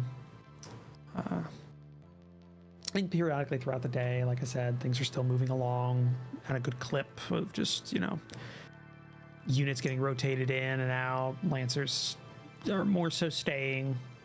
They're kind of getting rotated back into the actual, like more of a stand down, kind of like you're in here now, like rest, refit, re-up what you need. Kind of situation. Periodically, you still get the intercom like coming up over it, but it's more like there's not any like major things that come up. It's more you get like a mess hall is now open for those scheduled on meal breaks. Kind of, you know, things like that. Report any unattended or suspicious packages immediately to base personnel. You know, that kind of thing. Just generally no emergencies from what you hear. A little bit more sedate than in the morning. And you all kind of just continue, just go about your days. You know, whatever you decide to do for your downtime event is what you will do during this day and for a few more days after that. But I think we can end it here like 6 minutes early. We'll do that because we will have a down time. We're gonna have next week. We're not having a game, so you have time to think over things. And yes, you all now did level up to license level 1. So yay. So join us not next week, but the week after for the next part in our Lancer game. All we've got left, though, to do today is to say thank you to those who have been here. So thank you, as always, to Commissar Roach for writing and GMing this campaign. I've also been joined by the wonderful SurelyOnlyMikey, DM Lake, Red Moogle, and RivalZone from RivalzoneGaming. I've been Midgeman. This has been the Component Cast, and we will see you next time. Bye-bye now, friends. Bye. Bye.